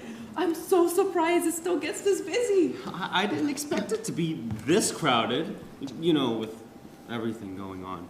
Sí, que Dios nos bendiga. Still, I'm so happy to see it's so lively. I already know what I want. A pescado dorado. Do you know what you want? No, Ma. We haven't been here since before. Anyway, how am I supposed to know? Damn, was there always this much stuff on the menu?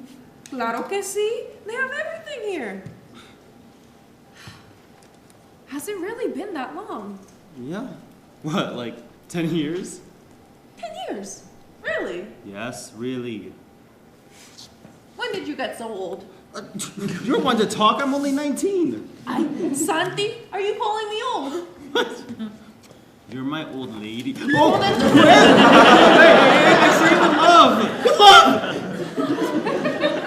Be nice to me today. Okay.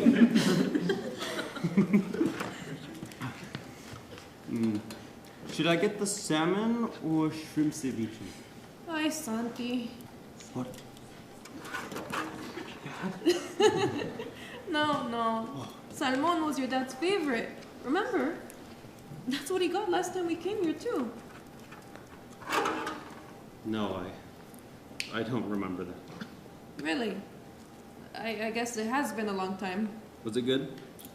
The salmon? What? Was the salmon good? Oh, yeah.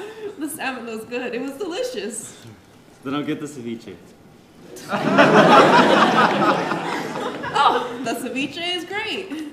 Hector and I would split it when we first started going out because it was cheap and the tostadas were free. But the pescado dorado is still my absolute favorite. Great. Oh, let's order an appetizer too. We can share. Benito, what's up?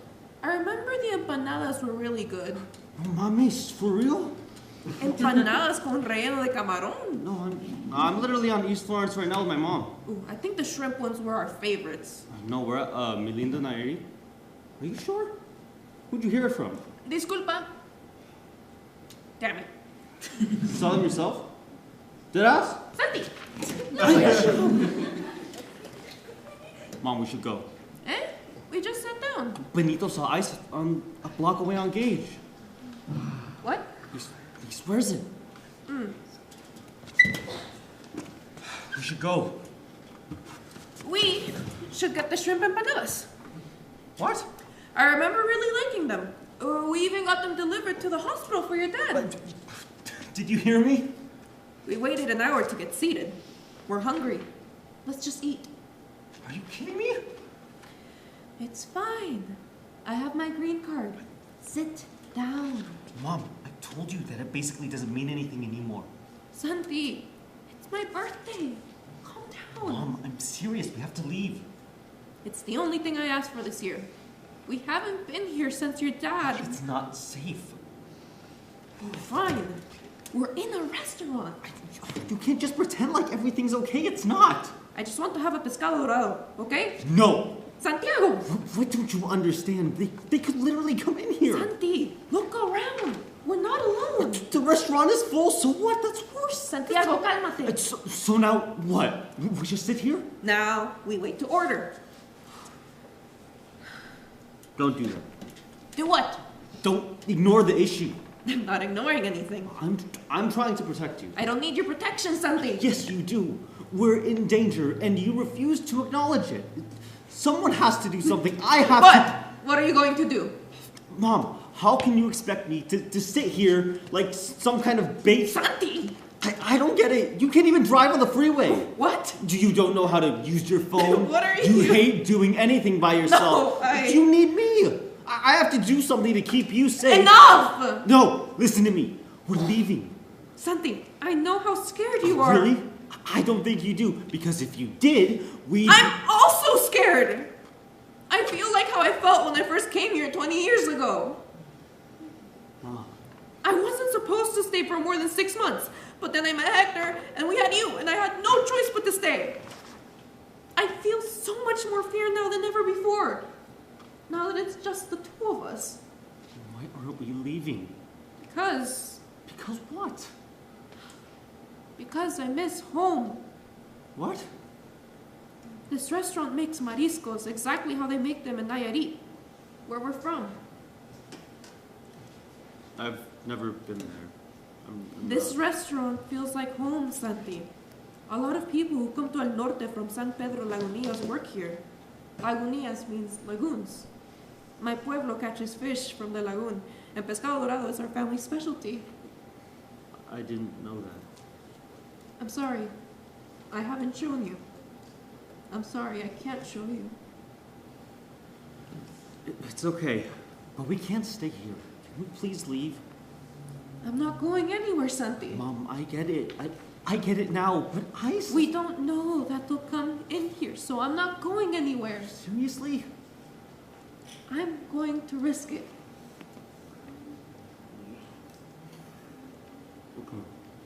Okay. We'll risk it. Gracias, hijo. Yeah. You can have the eye from my pescadora. What? The eye. It's the best part. Yeah. No thanks. Trust me, it's good. I trust you, but I'm not eating that. More for me then. Let's get the shrimp empanadas. Happy birthday, Mom. End of play.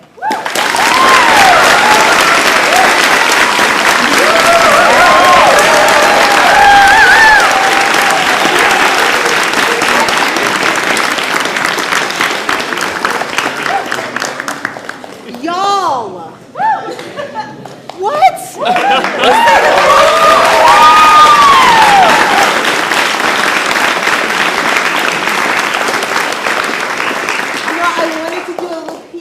Because, and I thought it was so, and I'm glad it happened this way because we were talking about birthdays at the beginning. Did you notice there were two birthdays, 2 mentions of 19, including the last one? And this is the 19th birthday of PLAYWORKS, and this is, yes, the 19th birthday of PLAYWORKS. And what I didn't mention, which is I think is so meaningful for the end of this is Erith's last year of doing PLAYWORKS. So it's a very, very sweet moment, bittersweet moment, I should say. And bittersweet that Erith couldn't be here because her family's going through some things right now, so please keep them in your thoughts and prayers as well. But you see the power of PLAYWORKS. I mean, I've seen this for many, many years. Aaron, you're about to come up and talk with our playwrights, but this is the power of what Erith has created. And bringing this beautiful family together and creating these incredible stories. So we would like to thank our student directors who are here.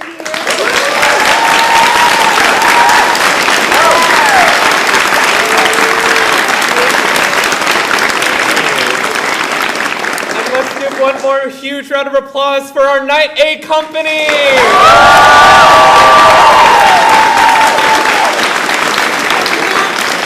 Our amazing student stage management company. So thank you all guys.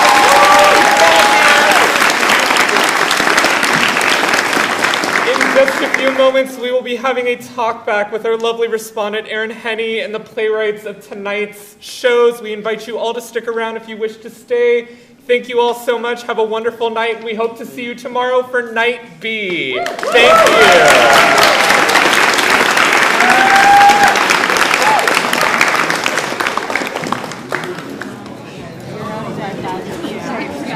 I mean, we're all here.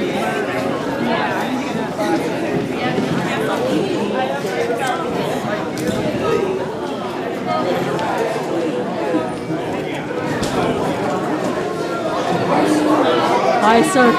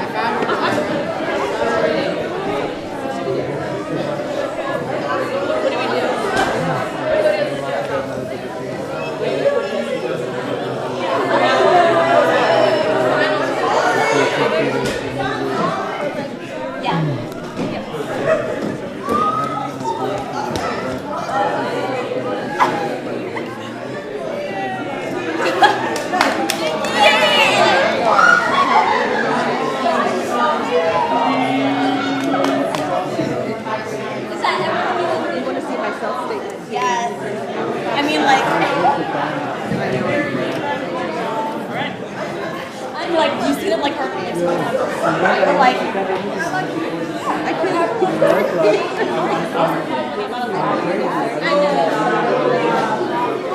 had to like pause for the comedic laugh, like, I was shooting a pretty I want it, yeah, season 5.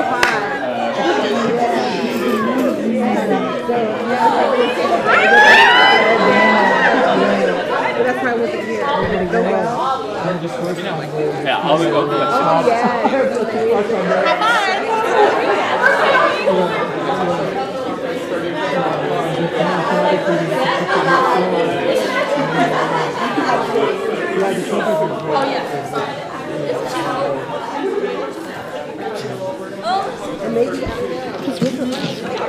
oh yeah. It's 5 days. Let's do whatever it is.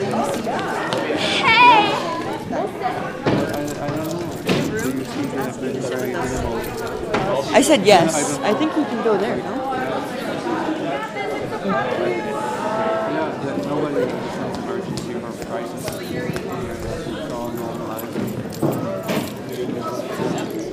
See, now I don't know what to do. Yeah. Okay, I don't want to take up.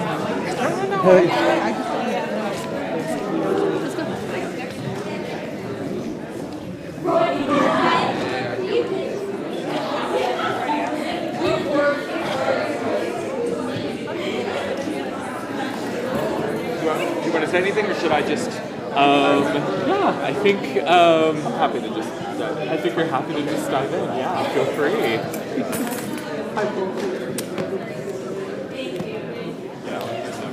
Hi everyone. Good to see you. Good to see you. Hi, my name's Aaron Henney. Yeah, I think we were just discussing. I think it's something like my 12th year or so doing this. So I've seen many of you before. So I've had the privilege of being able to come for many years and help to facilitate this experience after. I myself am a theater artist. I'm a writer-director. I run a theater company in Los Angeles called Theater Dybbuk that tours around North America, and I've been in play development for a very long time. And in spite of the fact that I'm only 25. Go on. It really is a privilege and a pleasure, so thank you for having me. The way this works, for those who haven't experienced it before, is that I'll spend 5 or 6 minutes with each playwright. Because it's such a tight time, we don't open it to the audience. It's really a chance for me to engage in dialogue. We'll hear a little bit from each playwright about the jumping off point for the play, and then I usually give 1 or 2 or 3 small pieces of feedback. I will say, for those who haven't experienced this before, it can feel a little shocking to be like, how wonderful, we just came to this, and then somebody is like, you know what you might want to consider. So let me just say, we are at a university, right? This is an educational institution, so the idea is that play readings are a step along development of work, both the piece itself and as an artist. So this is part of that experience, right? Is to say this is one kind of culmination, but it's also a step along the journey. So thank you for understanding. If you disagree with me, come find me after. It'll be great. All right. So I look forward. I'm going to invite each of you up. I think most of you knew this was going to happen. If you didn't, I'll be friendly. Okay. So, and if I mispronounce any names, please don't be shy and correct me. Power Play, Colin Loveland.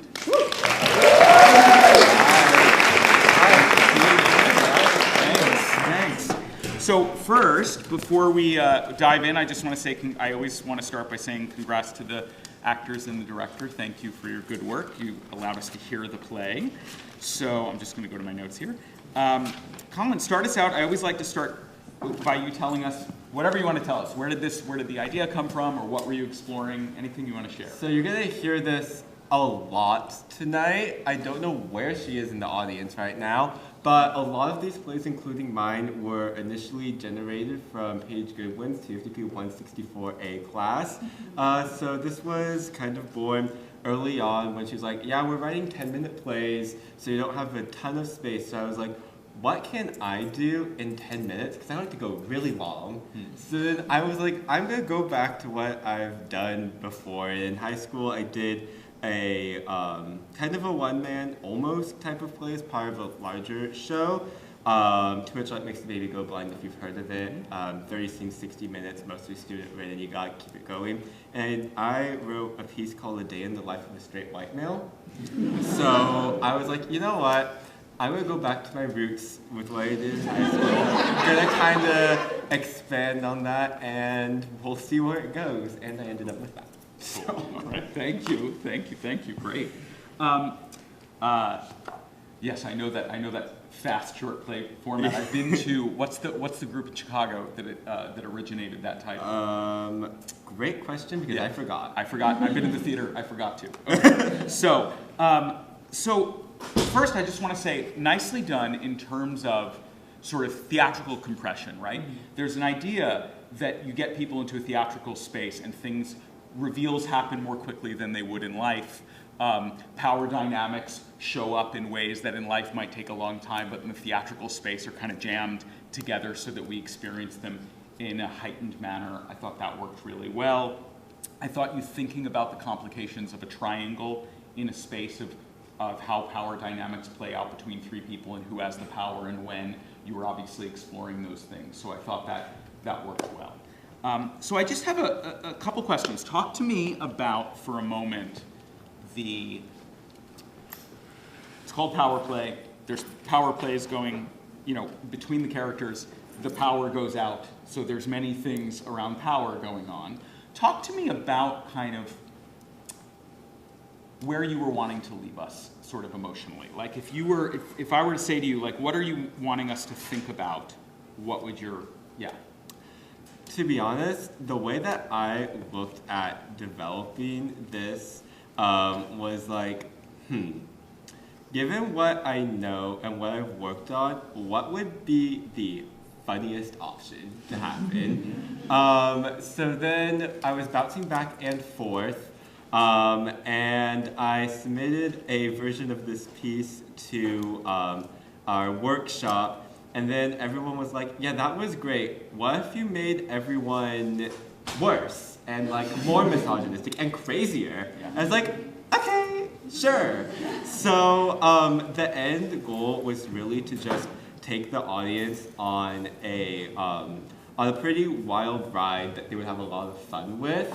Thematically, I'm sure that there are questions raised about what masculinity really looks like, what's this performance, and like looking at the way that these fraternities behave and like just how high up they can get themselves, how alpha male they can be, and then completely subverting that. It's interesting to think about, because as a dramaturg, I'm coming up with all this. As a playwright, my thought was, what would be funny right now? So that's kind of, I don't know if that answers your question, it does. But that is kind of what I was going for. Thank you.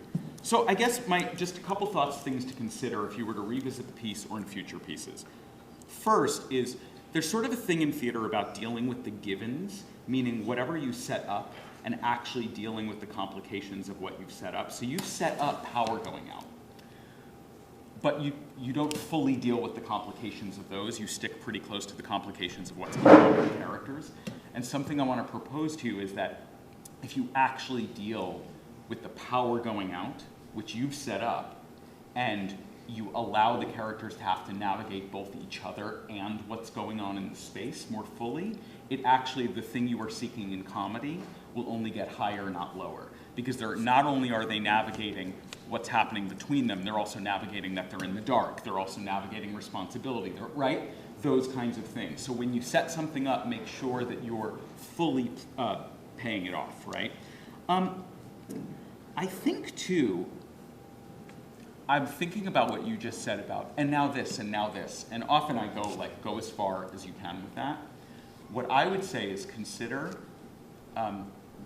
either you need, believe it or not, like 5 more of those, or you need to consider having more weight with what is happening. Because right now I've found myself caught at times in a little bit of a middle place of, are there actual emotional stakes going on between them? Because for a moment I thought there were. Or is this just a series of how outrageous and how one-upping can it be?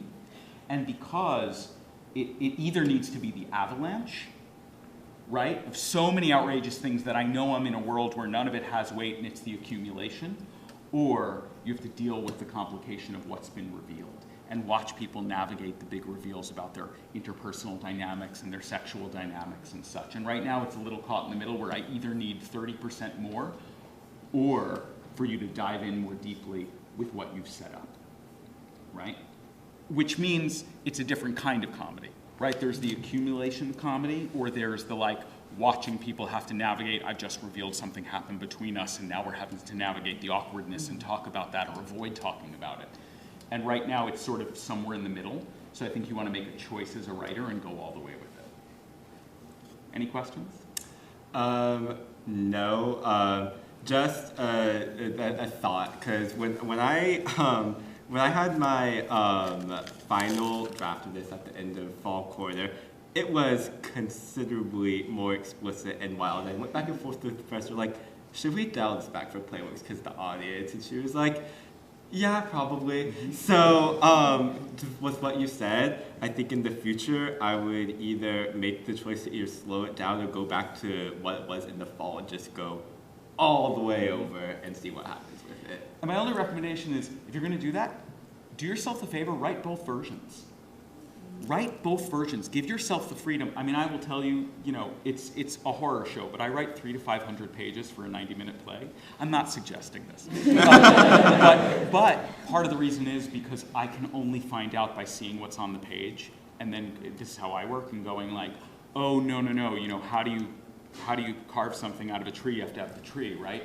So I just want to recommend you might do yourself a favor to actually go, what if I just stick with, I just revealed this, and what is it to let that reveal fully play out and spin out, and what is that version, and then look at both and make some decisions. Gotcha. Great. Good work. Good. Thank you.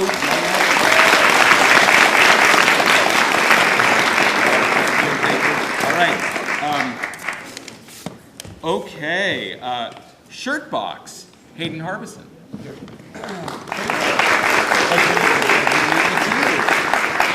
And again, round of applause for the cast and team and director. Thank you. Hayden, tell us a little bit about the inspiration or where you started. I want to say that the inspiration for this piece started when a certain figure in media may have lost their life, and there was an implication of now how do you grieve for someone who is objectively wrong about certain ideas of morality and the challenges that come with that. Because besides any loss, there's going to be people who mourn, whether that person you agree with or do not, whether they are right or wrong. And so now, what is that dynamic going to be like for someone who has to face that? Nice. Thank you. Thank you. I really appreciated the, objects have power on stage, right? It's the classic, you set something up, you put an object on stage, and we wonder how that object is then going to play out. And I think, and you call the piece SHIRTBOX, right? Yeah. So you kind of are very clearly setting us up for that to have meaning, and then that meaning to kind of spin out and get revealed. And I thought that was clear. I appreciated that you set up a kind of difference in approach between the couple and kind of perspective, so there's an inherent conflict in how do we handle this and what does this mean. You have the complication of a third figure who's offering something, and then they have to navigate their relationship to that, right? And I appreciated the attempt to give us a very full trajectory in, again, a compressed period, right? To go from I want to come here to mourn, to get in touch with, to commune, to I need to let go of this person and who they were, right? So it's a pretty large trajectory very fast. So good work, and I saw and heard all that. So I just have a couple thoughts / questions. The medium, I have a question. Is the medium is the medium legit, not legit, didn't think they were legit until this happened? Like, what's the reality of the medium? Just tell me for a second. It's definitely a didn't realize how legit they were until this moment. And I think there's a version of the script where they are totally bullshitting all this, but that's not this, yeah. Okay. So I guess my first thought, I'll go through, I appreciate that, is I as an audience member wasn't clear on that, and I think a clearer decision will help me, because there is the pleasure of watching a character that's kind of a charlatan, right? Yeah. Which you sort of set us up to think with the like, yeah, I'm getting my degree, you know, like that conversation at the beginning. But I think if you go all the way with it, and that character is as surprised, and as, oh my goodness, what have I just channeled, you know? I think that may be present in the script, but I think you can turn up the temperature on that so that I know. And because I, as an audience member, was left wondering, and I don't think that needs to be a mystery, right? So I think that can help us. You talked about grieving. I'm curious, talk to me about the figure who lost their family member. If I said, where do they start and where do they end in this piece? What do you think? Just talk to me about that for a moment. Yeah, so you have your main male character who has lost his grandfather, who's basically a father figure to him. So at the beginning of this play, you have him kind of searching for something that's lost, where he has lost this was consistent figure in his life. And so I think that during the grieving process, you are looking for answers when you don't necessarily know the questions. And he's kind of hoping that this medium, though it's something kind of outside of what he would normally do, has the answers he's looking for. And then at the end, he is kind of stone-faced, met with this giant wall of a revelation that he's not necessarily sure how to handle. And so I think the ending is definitely, he's moved on to much, much anger. Yeah. And do you think the anger is the culmination of the journey, or do you think there's a next step? I think that there's definitely a next step. Okay. Yeah. So something to consider then in the piece. There was something in the way, like the couples going out, the facing the world. I don't know as an audience that there's a next step. I think the play statement is that this is righteous anger and we are right. And I think, not that I necessarily disagree with that sentiment as a playwright, but as a sort of thinking dramaturgically, what you're getting into is the thorniness of grief and the questions of grief. I think consider letting the play live in the question more and the difficulty of it, rather than feeling the need to give us the like strong sort of ending, because I actually think what you've set up is a really compelling and thorny and difficult thing, which is how do we love and grieve and mourn and hold the people who have things that we find reprehensible and yet are still our family members. Like, and I think that in a way the play giving us going to that ending sort of stops us from living in the question, if that makes sense. Yeah. And from what you said, there's a question you're asking. And I want to encourage, in a 10-minute play, sometimes there's a power in letting us stay in the question rather than the answer. And based on what you just revealed, I think in some way that's your intention. So I just want to kind of offer that. The only other thing I'll offer, and this is a provocation admittedly, and I liked the medium and I liked the setup, so I'm giving you a total provocation and you can, you know, go back and ignore me. I just wondered if there's a version of this that you try writing as an experiment that's a two-hander, not a three. And I thought the medium performer, you did really well. This is not a reflection of performance. What I mean is that the medium wasn't necessary for the reveal of what's in that box and for the conflict between the couple and the anger and the questions.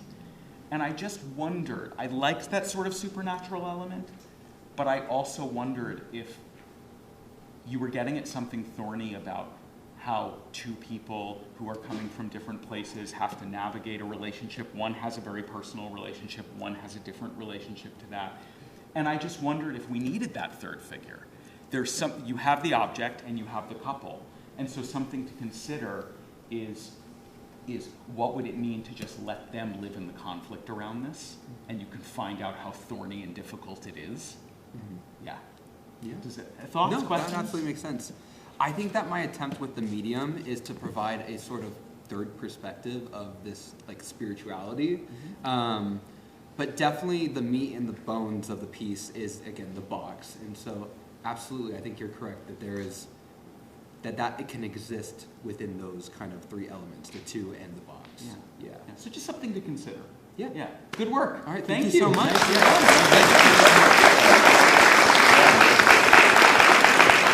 I also want to offer, and I always, try and kind of turn this out so it's not just about the specific plays. Like, part of dramaturgy is that, nothing I say is true.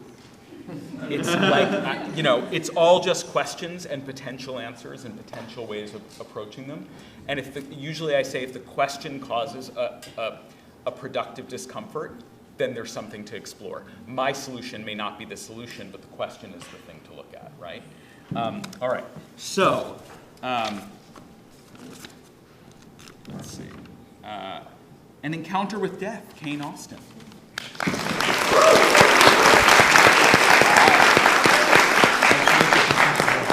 And again, congrats to the actors and the director. Nice work.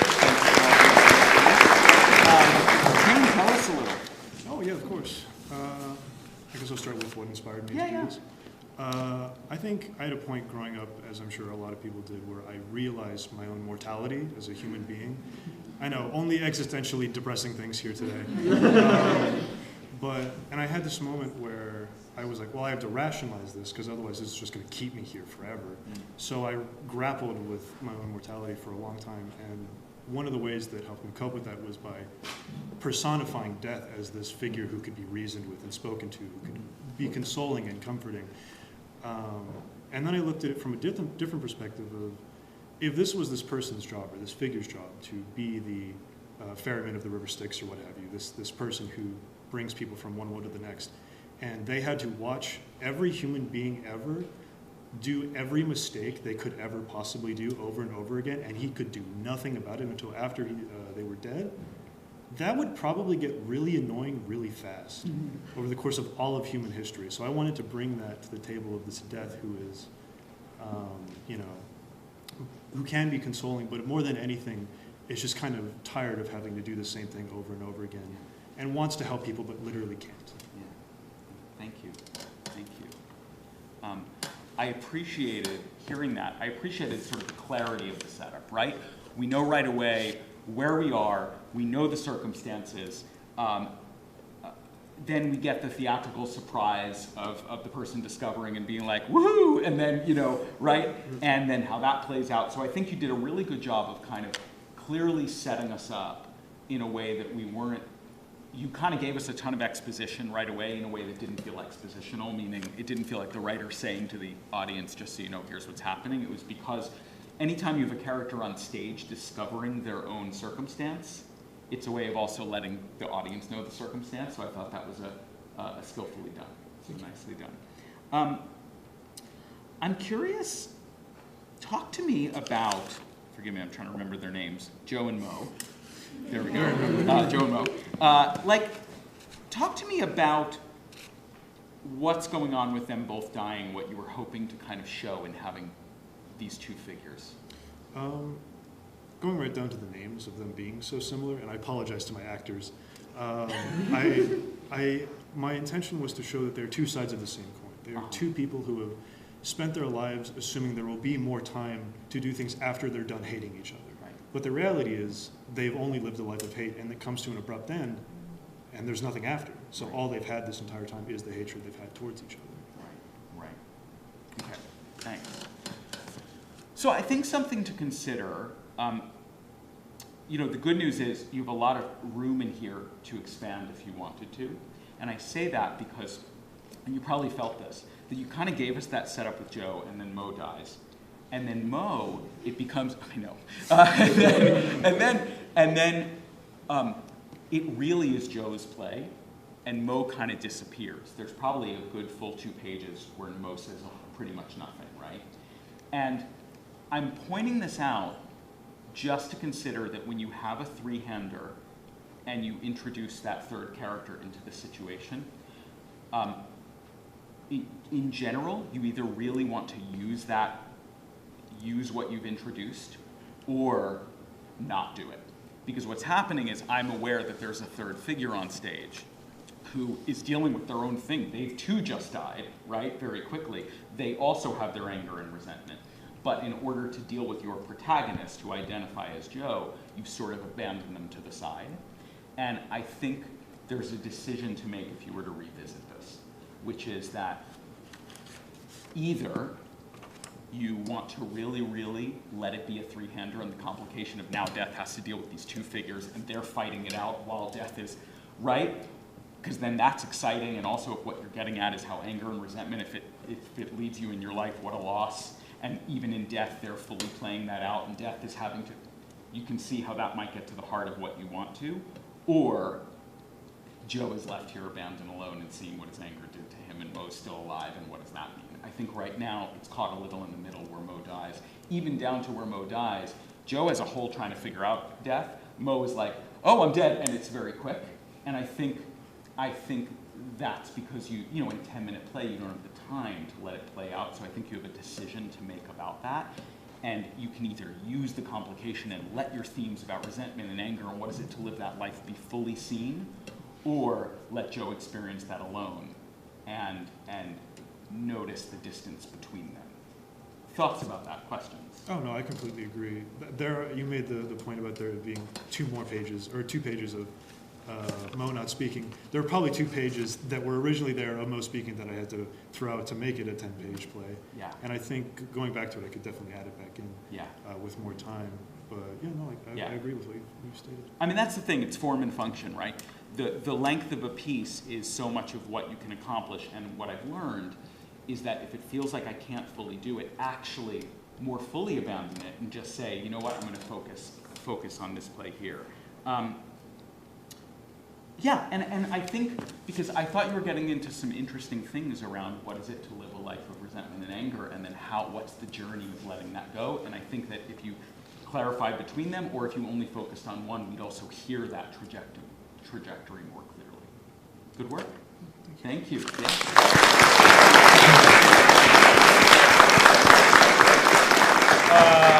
The King Cobra, Giara Naomi Lopez.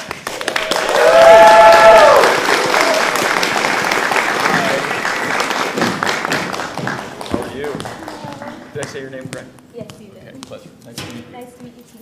All right, so tell us a little. Well, this play kind of came from 2 places. Cobra is a character that's been with me for a really long time. I'm a creative writing major and I write novels. And when I first created him, I just thought it would be really fun to have a boy who was half human and half snake. And as I grew up and I started really feeling what it's like to be torn between 2 identities all the time, that is something I noticed started to be reflected onto him. It's really hard feeling like you don't truly belong to one culture and the other one doesn't want you, and finding that in-between space. That's how I feel as a Mexican American, and that's how he feels as a hybrid. And the other place is, I'm sure it didn't go over anyone's heads that this play is meant to be a reflection of the current administration's treatment of Latinos and people of color.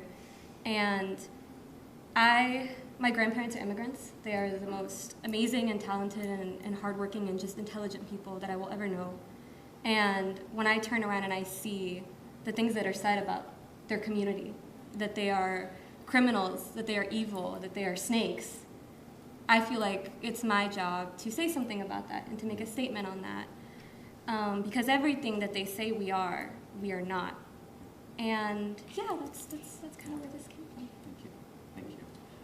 And also, again, because I didn't say it, thank you to the cast and director. Nicely done. It helped. Great.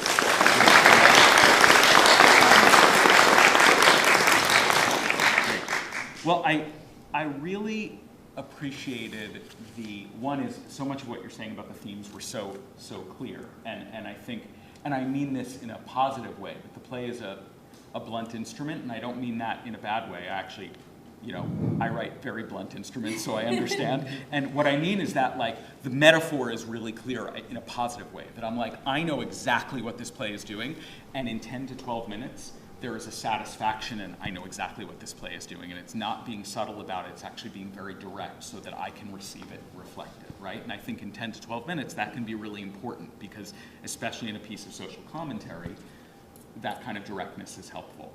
I also, you were getting into some sophisticated things about how messaging is received and channeled, and we'll get there and talk about that.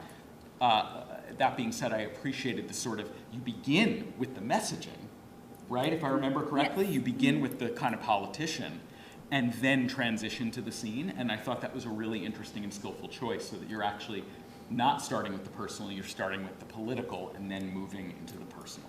So nicely done. Thank you. How did, I have an exposition question and then I'll give a thought. How did Cobra get exposed? Like, I understand how hybrids got exposed, but how did Cobra get exposed? It's kind of just by looking at him.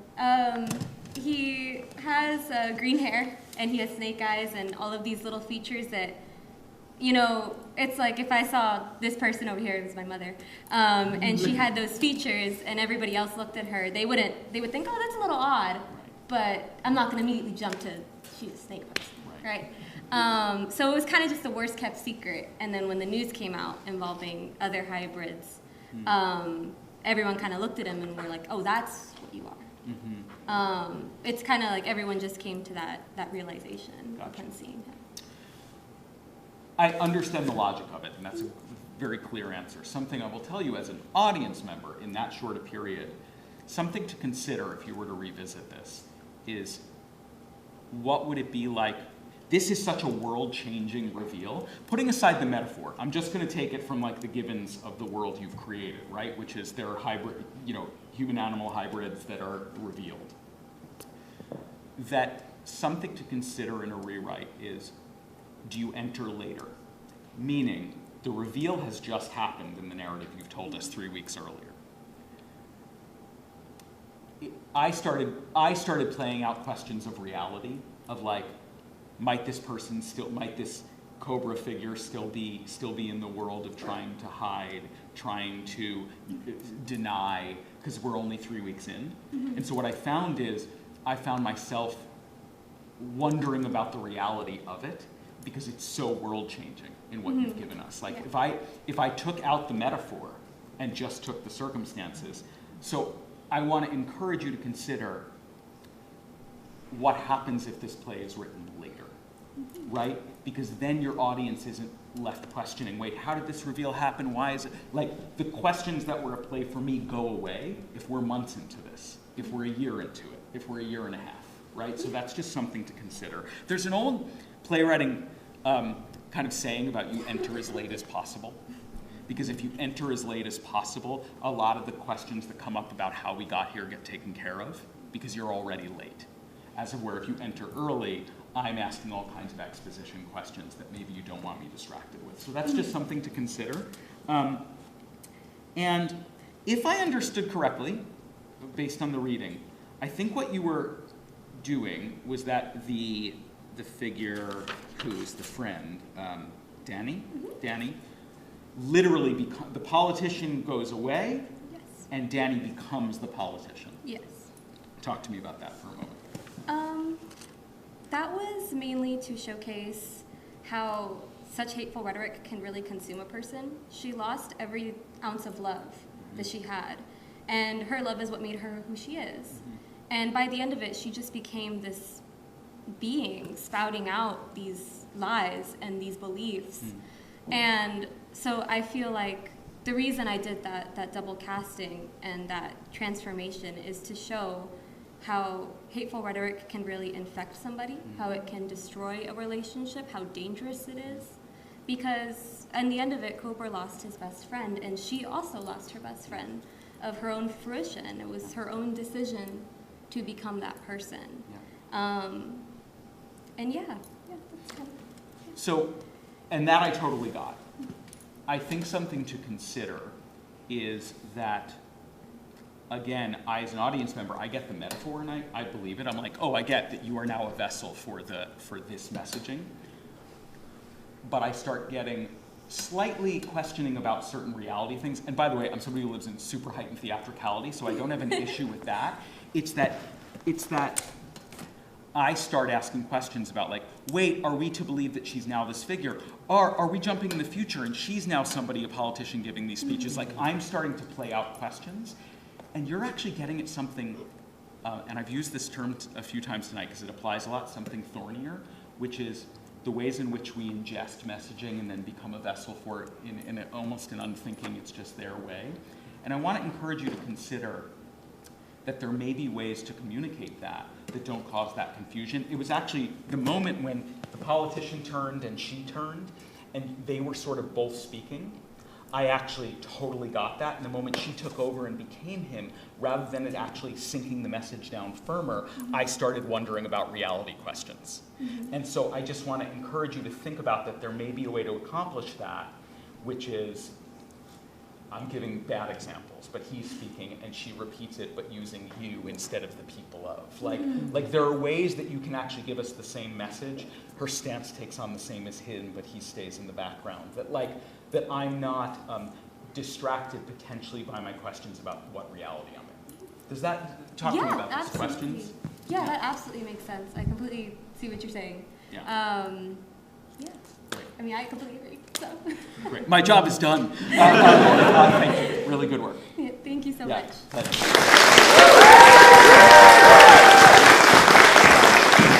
Great. We're going to keep going. Let's see. Ironclad, a.k.a. Ronin. Hi, how are you? Nice to meet you. So please, first, again, cast and director and team, thank you so much. Tell us a little bit about where it started. So despite me being in beginning playwriting with a great many of my colleagues here, that was not where this one was born from. This was just a project that I wanted to work on, that I wanted to explore through the medium of theater. It's not my home medium, it's not where I started, it's probably not going to be where I end, so to speak, but I really enjoy character dynamics. I really enjoy seeing how relationships can be complicated. And the idea of two old friends reuniting seemed fine. It also didn't seem complicated enough, and so I added almost the log line of on opposite sides of a county jail cell. And I went from there. Yeah, nice. Thank you. Yeah, I mean, these sort of high stakes moments, right? So, and moments where power dynamics are inherent. One person's behind bars, the other's in front. I can't escape the conversation because I'm literally behind a cage, right? Really, really clear. And then old wounds, even if I want to escape the conversation, it can't be because I'm caught and those old wounds are going to come to the surface. So I thought that was all really clear. I thought the scenario of this odd thing of I'm both coming to save you, but also coming to confront you, right? And how does one navigate being in that situation? I thought we're all really clear just in the situation itself and then in the playing. So nicely done. You probably heard from the audience a few oh, that's what happened, so that's good. Talk to me, I just have a couple, so where, the character who comes to town,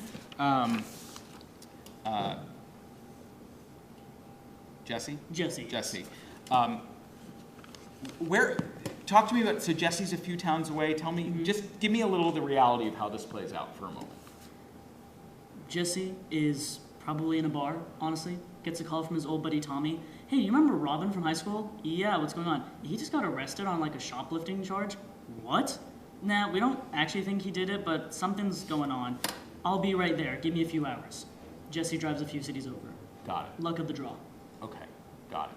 So Jesse's close. So Jesse's not in the non-sunshine state. Jesse is, right? Okay. So, cool. And then I have a thought about that, but before I go there, talk to me about what they each want. What do they each want in this moment? Jesse says it pretty outright in that he came here for an apology, and he really is looking for an apology. He also is looking to apologize himself because he never got that chance to. He's both stuck between, I'm still angry at you, and God, I don't want to be anymore. And also, this is it. I'm either going to let you go, I'm going to save you, and I'm going to walk away forever, and I'm going to let you go, or maybe something changes. Robin, now that you're saying it, I don't think I know what he wants. Great. Great. No, yes. This is Yeah. So let's start there, because the first question, that's an easier thing to grapple with. That's why I asked the question, so I'm glad you answered, which is, I was like, I know what Jesse wants. I know why Jesse's here. I know Jesse has made a decision to come, have this confrontation, have the truth come out. What I would recommend to you, and because that's what it was, I was like, I'm not sure what Robin's relationship is to this, other than, oh my goodness, I'm now dealing with this confrontation, which, don't get me wrong, in a 10-minute play, that's a lot right there. But there needs to be something underlying, and there wasn't. And I will throw out one, although you don't have to do this one, which is what I said at the beginning, which is, you've given us a circumstance that might already tell you the want, which is, Robin is behind bars. What's more powerful than, I want to escape this, I want to escape this conversation, and I can't escape. So then I have to make a different choice about what I want. But like, imagine being cornered and somebody's like, I want to talk to you about the very thing that you don't want to talk about. And you have nowhere to go. And then what tactics do you use? What ways do you use to change the conversation until maybe you finally discover that actually what you actually want is to have it out. What you actually want. So there's sort of layers of want. There's usually the top layer of the basic want of like, I want to avoid, I want to, and then underneath that is I have a deeper need. And obviously you were setting up the deeper need is connection, the deeper need is amends, the deeper need is reconciliation, right? But how does he get there, and what is his motion through it so he's not... He felt stuck. That's a good way to get him moving again. Yep. So what happens if in the first 2-3 minutes of this piece, everything Robin is doing is an attempt to avoid? That'd be fantastic. It would feel less like he was repeating himself and would move. The push and pull would be accentuated. Yeah. Great. And then my only other thought I had, the reason I asked the circumstance question is, there was something in the setup of Jesse and the Jesse going to another place far away and then hearing Jesse was close, that because so much is happening, I was like, wait, what's the reality? How is he here so quickly, same night? Because I think I've just been told he moved far away. It's just something to look at that you can maybe give us a line or two that might actually just make it easier to hear what you're saying so then I don't have to worry about it. Yeah, we're not in Florida. I know that I came back. Yeah. Done. Yeah, exactly. Exactly. So I think once you solve those things, the piece itself, in terms of relationship building, really makes sense. It's just more complication. Absolutely. Great. Fantastic. Great Thank work. you so much. Thank you.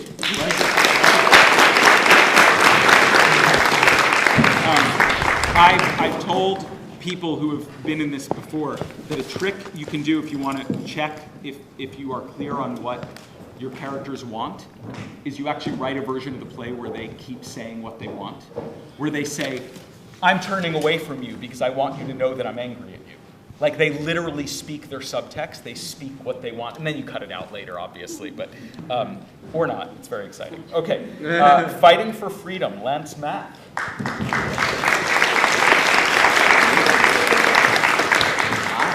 How are you? I'm okay, how are you? Good. So, and again, congrats to the casting and director team. Thank you. So Lance, tell us a little about the piece. Well, there's like two reasons I wrote it. I mean, the first is like what happened in the class, which was I'd never written a play before, so this was the first play I've written. I usually write script for the screen, like for television. Yeah.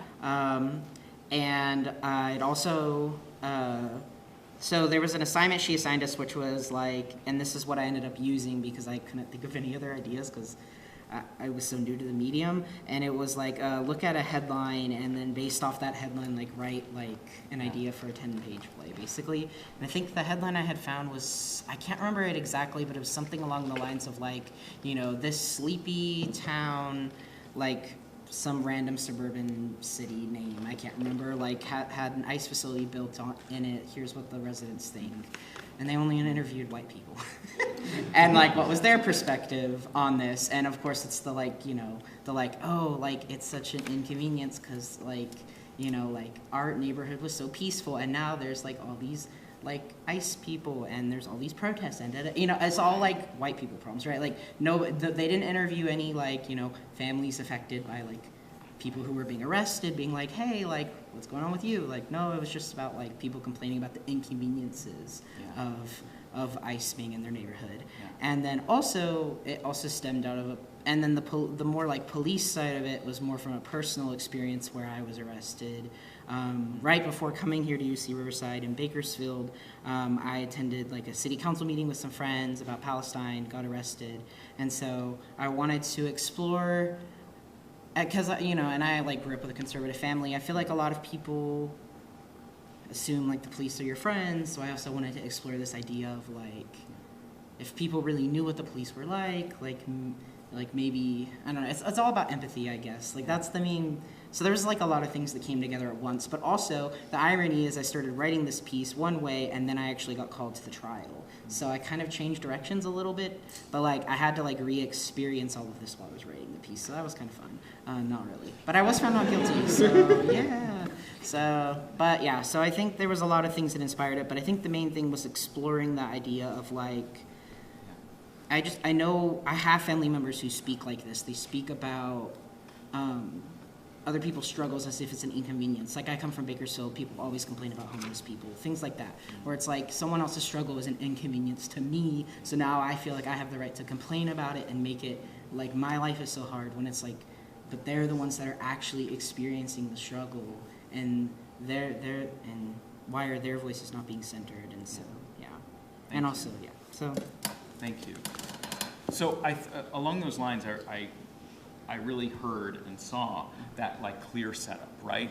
Of ICE detention facility, protester outside, person who lives in the area, conflict happens, like, right? I get it in about 90 seconds. I know exactly where I am. I know what the issue is. I know what the conflict is. So now I can surrender to how it plays out rather than spending a lot of time trying to figure out the situation. So I thought that was really clear. I also thought the kind of attempt to take us on a pretty full journey pretty quickly was really admirable, which was like from the initial confrontation to we're together, gassed, you know, and one trying to tend to the other, and the seed being planted for empathy is a really far journey very fast.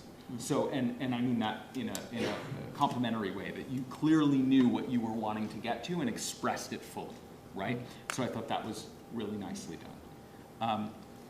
And I could feel the desire for you as a writer to be empathetic to all the figures, even if that was fraught for you, right? And we'll talk about that in a second.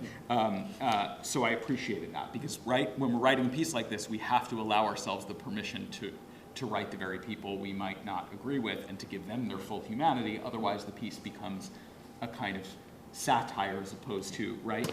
Satire is a form. I just don't think it's what you were going for, right? So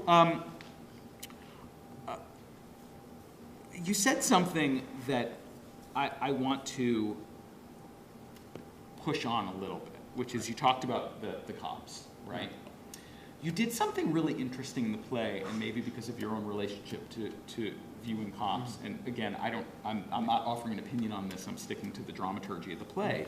You set up something really complicated, which is at first the cop actually was different than I expected, right? He was saying to the woman who was against the protester, like, hey, I have to find out what's going on. And then very quickly, that changed, right? If I remember correctly, essentially. And all I'm letting you know is, in a longer version of this play, if you can let us live in the difficulty and the complicated nature of that longer, I think it becomes a satisfying, more difficult experience for the audience, because I was actually surprised by the sort of that moment of the cop being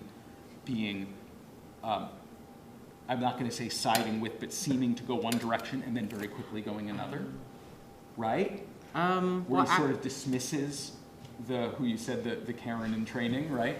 Yeah.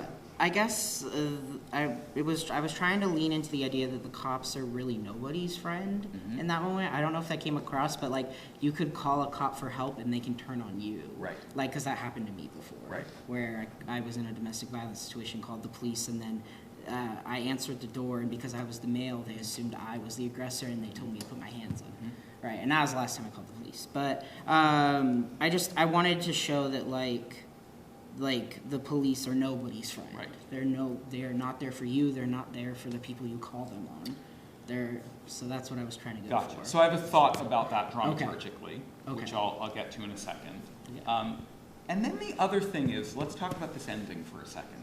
Talk to me about where you wanted to leave us at. Yeah, so obviously, like, I didn't want her to be, like, fully redeemed, like, she's completely on the side of the protesters, her worldview is completely changed, but I wanted to plant the seed, like you said, where she can start to think about other people's families and about other people's lives, so, like, she's kind of left with the question of, like, who will help them, and she gets to look at the poster, but we don't get an answer, like, we don't get, like, an ending where it's like, and now she's joining the protests, and she's on the side of them, and she's completely changed her ways, but we also don't get, like, and she went home and never thought about this again. We are left, like, with, like, will she change and become a better person? Maybe. And I kind of wanted the audience, I'm assuming most of the people who came here tonight are probably already on the side of the protesters because, you know, like, I feel like when you come to see new work, you're probably a leftist, but, you know, I would assume, or at least liberal maybe, but I would like to hope that, like, people like my family who are conservative, maybe if they were to ever, like, engage with a piece like this, maybe you could leave them thinking a little bit. I don't know. That's helpful. So here's what I would offer them, hearing that. And this goes to the cop issue and this goes to this. I think in a positive way, you were trying to do too much for 10 minutes. That's fair. Okay? Because what's happening is you've actually written things that might take 45 minutes or an hour. And I mean that, I usually say this. And so the 10-minute form, you know, is a portrait, is a moment. And you were wanting to get into the cops are nobody's friend. A seed is planted for this woman may be changing, the confrontation between these two people, what's going on in neighborhood dynamics, the ICE detention, like, and I admire the ambition of it. But the reason I asked the cop question was because in this short piece, which feels like you're already kind of signaling to me what the sides are and all of that, the cop does something I don't quite expect. I don't have time to process that what you're getting at is the cop's nobody's friend, because I'm already like, wait, that wasn't the response I expected, and then I'm distracted by that. What I'm pointing out is that in 10 minutes, there's only so much I can hold, and so a 10-minute version of this piece is what happens if that interaction between the protester and the person showing up, they start to get into the difficult conversation and it's left unresolved. That might be a 10-minute piece. Okay. The cops coming in, that's maybe the 15. Then the going back and getting gas, that's maybe the 20. I mean, I'm making up time codes. but my point being that allow yourself, if you are interested in these sort of very difficult things, they need a little more breath. And if you actually allow yourself to just give us a brief portrait, it'll actually carry greater meaning because I won't feel it striving for a resolution. I'll actually feel it leaving an open space for me to wrestle. Yeah, that's very fair. I mean, like I said, this piece, originally it was going to go in a very different direction. The cop was going to be much more involved, and he was actually going to arrest. Like, there was going to be physical confrontation between him and the Karen, but then when my trial happened in the middle of writing the piece, my PTSD kicked in, and I was like, I think I need the cop to be there only a little bit right now. And that's what I told my professor. We had like a whole Zoom. Yeah. We had a whole Zoom where we like talked about everything, and I was like, I think I'm gonna have him be less involved, but I still want him there. Yeah. But like maybe I should have cut him, but I don't know. It was like I had to rethink the whole piece because I couldn't, like, I was like stuck in the past. So I definitely would like to revisit the piece one day for sure and think about all of these things, like what would be a 10-minute version of this piece. Yeah. Thank you. So, good work. Yeah, I really appreciate it. Great. Keep going, friends. Thank you. And then feedback on intermission. No. That's not intermission. Salmon, Daniela Lau.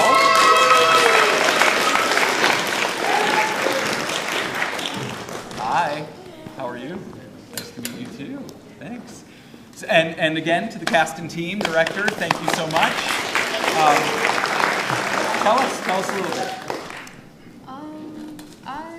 I was also, the idea came from the same thing that Lance mentioned. Paige had us do this activity where we read a bunch of like news articles, and then from the title we produce a play. And then this title was something like robots have given birth to babies, like 25 of them or something. I did not read this article. I think it was like a paid article or something. But I was like, what does that mean? And so I kind of, okay, I'm like against AI, but I also have this like paradox thing where I'm like, the idea of robots finding humanity is so interesting to me, and I love that idea so much. So I wanted to bring that here.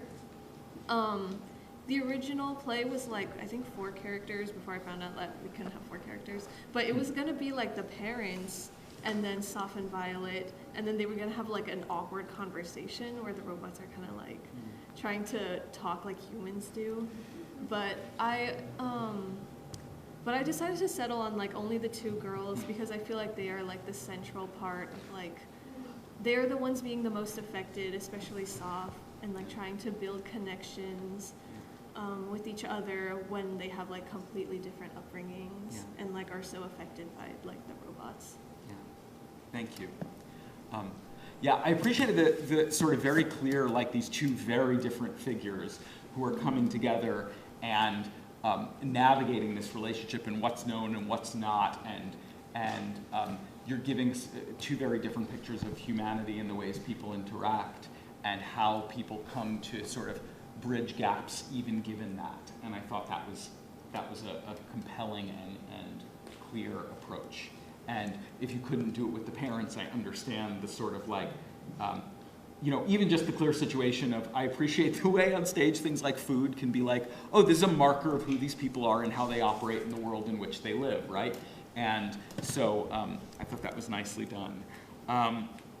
How close are these characters before this moment? Like, I know, is this a fairly new friendship? Like, one's been over the other's house? Have they been friends for a long time? Just share, I was trying to suss that out. Tell me a little bit.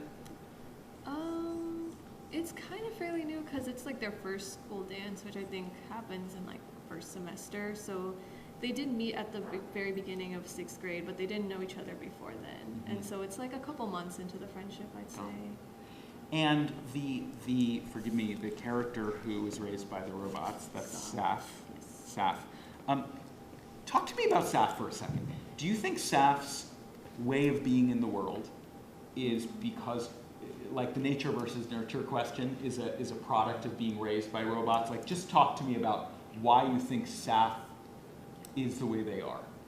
Sort of, do you think it's because of being raised, and had Saf been raised in a different environment, might be a different person, or is that Saf's nature? I really think it's a mix of both, and that's kind of what I wanted to explore. I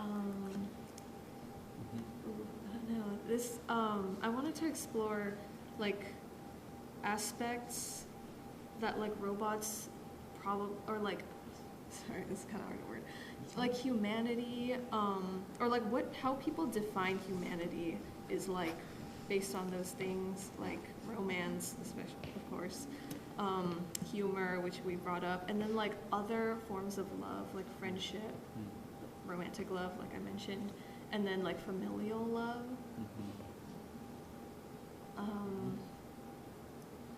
Okay. The reason I'm asking it, let me be transparent, is because you've set up something really compelling, especially in the world we're in right now, which is in a world where we are engaging with artificial intelligence and we're engaging with things online. I mean, obviously, you're bringing up robots in this moment. Our minds are going to go there. I hope I'm not the only one. That questions of how we operate as humans in a world where robotic and artificial intelligence, those influences are on us, are present for people. And I think I'm just calling out to you to be aware that you are playing in those metaphors. And so as you are writing these kinds of things that play on metaphors that are existing in the world, to ask, what are you saying about the world? Because that's why I asked it. because I think you were actually, whether consciously or not, you were getting at something interesting about who are we as humans when we are interacting with these forces that are not human, right? You said that. You talk about being programmed to love as opposed, right, that it's a directive and all of these things. You set that up, and so then if you can ground it in the questions of why the characters are the way they are, I think it'll just be more powerful for you as a writer. You'll be even clearer. Two, and it's a similar question of what does Saf want in this interaction? What do you think Saf wants? I think Saf really wants connection with Violet. She mentioned in elementary school nobody really wanted to talk to her because they kind of like knew, or their parents kind of already knew that she was raised by robots, so they kind of warned their kids against her and being like, oh yeah, she's kind of like weird, she's raised a little bit differently. And in middle school, you have like a larger pool of students, like 6th grade is much larger than 5th grade was in elementary school, and so not everybody was aware. And so she isn't treated quite like how she was in 5th grade, and like not everybody like looks at her like that, but she still finds it really difficult to connect with other people. And then Violet was the very first person who she formed a connection with, and that is why she wants to hold on to this connection, even though they are very different. Yeah. So my only thought is if you were to do a rewrite or consider this, have that want front of mind, and what is it to watch somebody who wants something but doesn't necessarily have the tools to get it. And I think suddenly the play takes on even greater resonance, right? If we're actively watching Saf try to connect, but there's all these things in the way, and I'm trying, oh, but that didn't work, oh, that was awkward. Like, it's already in there.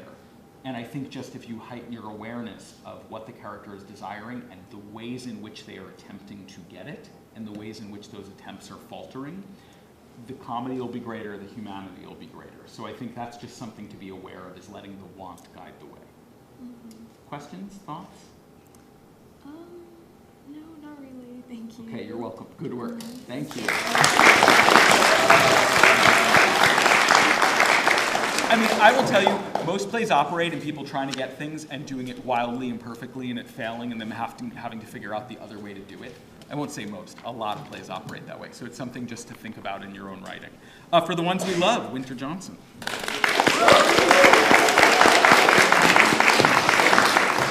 Hi. How are you? I'm good. How are you? Good. Nice to see you. Yeah. And to the cast and director, thank you. Good work. Tell us a little about this. Well, it took me a couple times to figure out what I was trying to write because I was doing this for a class initially, but I wanted to see what I could come up with. So one thing I was looking for was something that resonated with me personally before resonating with audiences.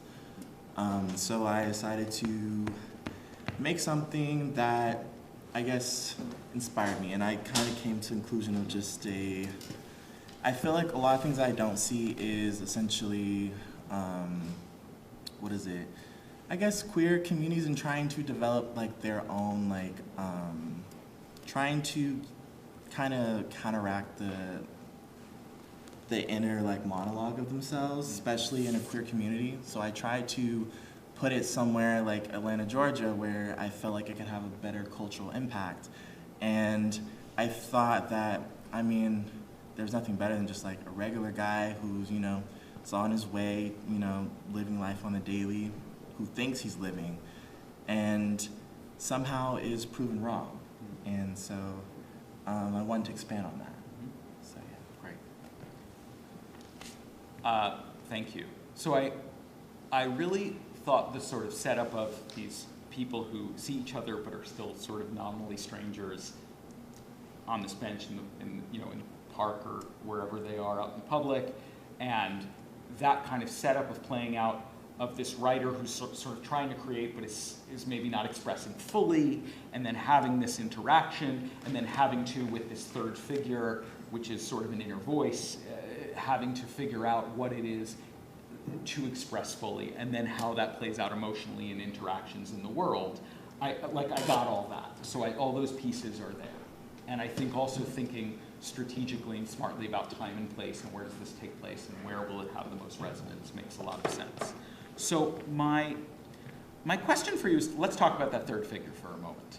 And let's talk about Poem, who's also kind of a narrator, right? Because it's always funny in readings to know, but I think the sense was that that person wasn't just giving stage directions, they were also sometimes speaking what was happening emotionally. Is that accurate? Yes. Okay. Talk to me about that.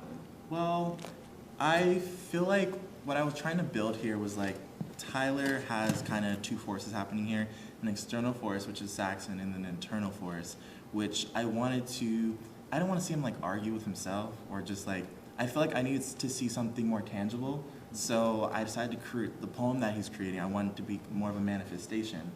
And so I think the main thing was for Poem to kind of help guide him along his way, not kind of tell him the answers, but kind of make him question the things that he thought he knew and the things that he decided to just, you know, put towards the back of his brain, that things that are truly important, experiences that he's choosing to miss out on because he's choosing to either settle or just like not engage with it at all. Great. So let me see if I understand sort of the logic. Tell me if this is right. That essentially what you're making the case, and genuinely tell me if I'm not getting this right, that Tyler needs to have sort of the outsides match the insides and needs to be willing to show up emotionally for his own desires out in the world and to express them fully, and that a vessel for that is if he can also allow himself to express fully on the page that truth, that will also reflect and show up manifested in his life as well. Is that accurate? Mm-hmm. Okay, great. So the good news is I got that, right? Yeah. Okay, so here's what I would encourage you to do then. I would encourage you to let that be even clearer with poem/narrator. And what I mean is right now, sometimes that figure is sort of just telling us what's going on, or is sort of saying like, the poem's not there yet, but isn't, right? And what I was wondering is why this figure wasn't expressing the unnamed desires, the language that can't be spoken. Why this figure wasn't sort of holding the place of that. You were playing structurally that made me think that what this figure is supposed to be is the internal manifestation that can't be fully expressed but needs to be and wants to be. But it felt to me like that was sort of not yet clear in what Poem was saying or doing. Like I kind of made sense of it, but I was like, oh, if I really knew it, actually, because you're already playing in a metaphysical realm, when you're dealing with a third figure that's sort of imaginary, in a way you have to be even more clear about what they're up to. If they are mysterious, in grad school, when I went to playwriting in grad school, I had a professor used to say to me, Aaron, you love needless mystery. And he would say, just let them say the thing, because they're already magical. A magical figure saying the thing isn't cringe because they're magical already, right? And so I would encourage you to consider, you've already given us mystery. What if that mystery is met with clarity and pushing Tyler forward even more clear? So, hopefully I'm getting this right. Yep. Are you saying that more or less Poem's purpose was unclear? Yeah. Okay.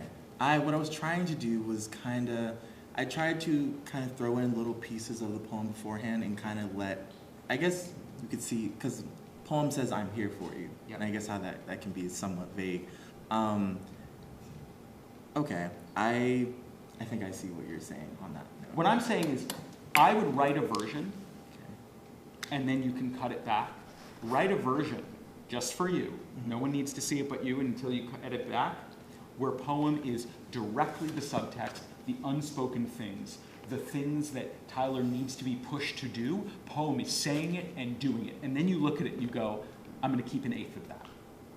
But right now, it's so buried that I have to work really hard in these 10 minutes to kind of go like, I think this is what's going on. Mm-hmm. And I think just a little more clarity will give it more oomph, and then we'll make the satisfying thing of when Tyler's able to show up for themselves and in the writing even stronger, because we will have witnessed that push and pull. Okay.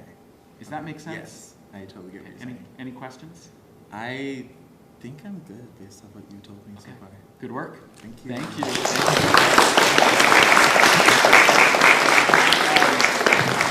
God Left Us in the Dark, Helen James. Hello. Hi. And again, to the casting director, thank you so much. Nicely done. Yeah, clap for my Clap, cast. clap, clap. Beautifully done. So, talk to us a little about this. So Kai came to me in a dream, and then Riker came to me in another dream. But the real answer is, I've been thinking a lot about death lately. Death and grief and loss, and about how the world just isn't fucking fair when it comes to that. And I'm not even talking about like man's inhumanity to man. Like that's a whole separate issue, which a lot of the other plays were about. But I'm just thinking like random bullshit happens to you. Yeah. And you didn't do anything to like bring that upon yourself. It's just, you could be the best, kindest, most generous, most pure-hearted person and still get a terminal illness. Or, you know,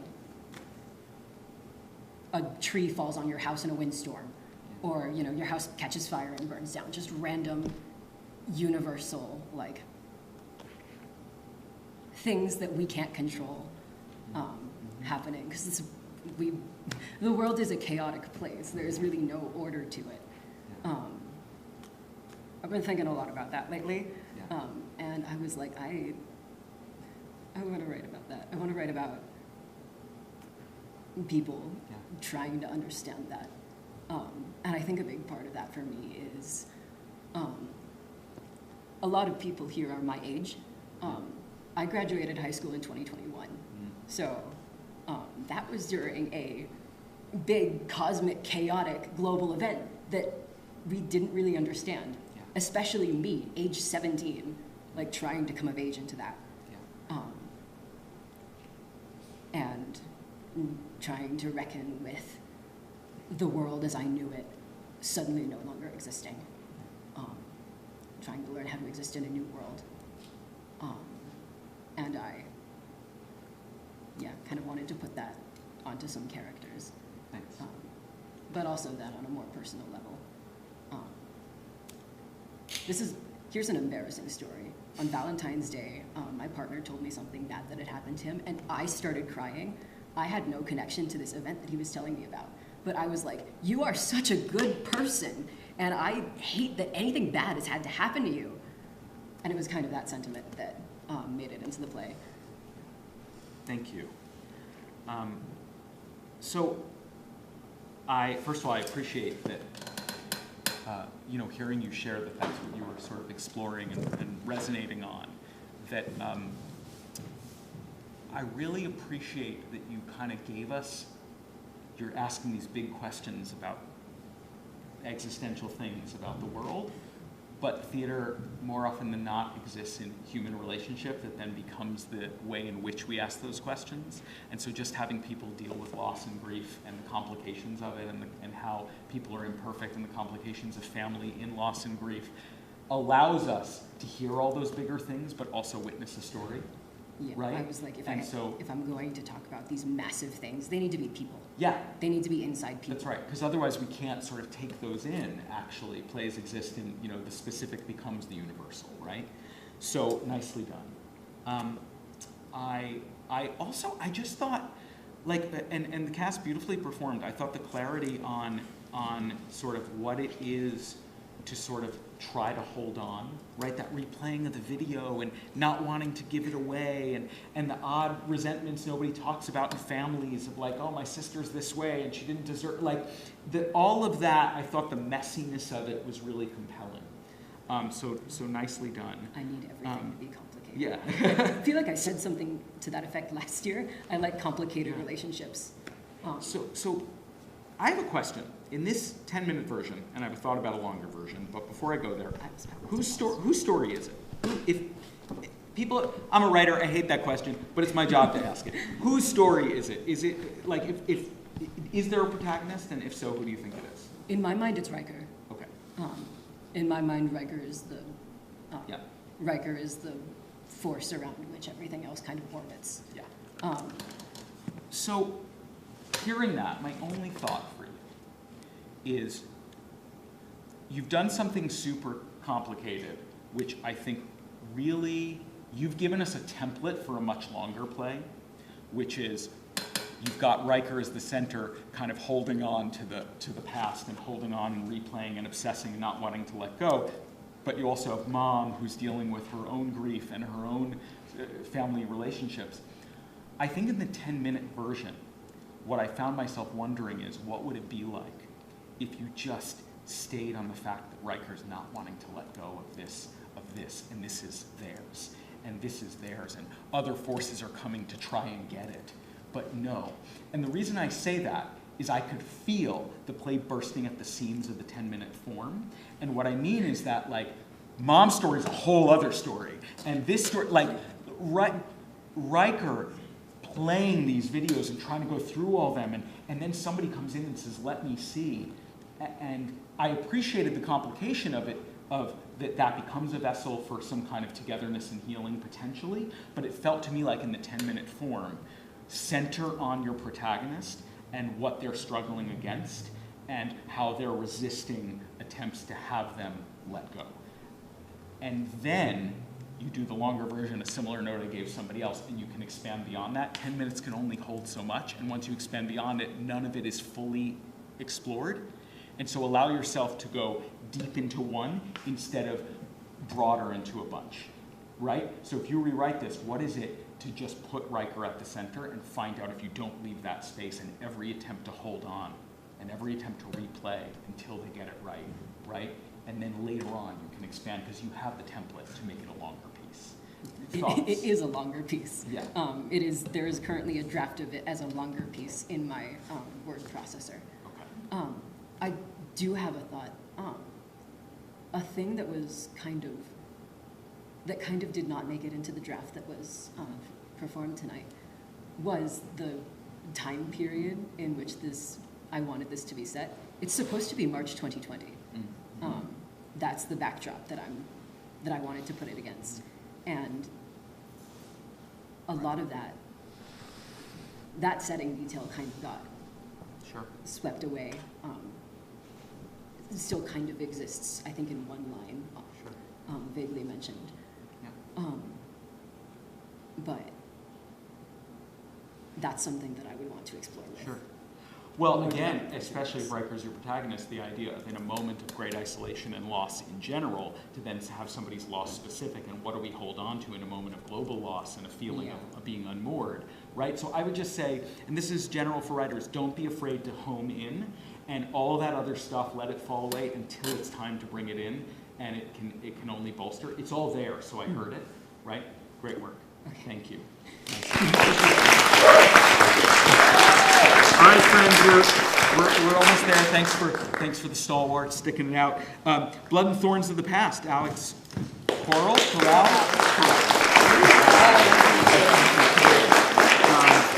And again, let's give some props to the casting director. Alex, tell us about the inspiration or whatever you want to tell us about.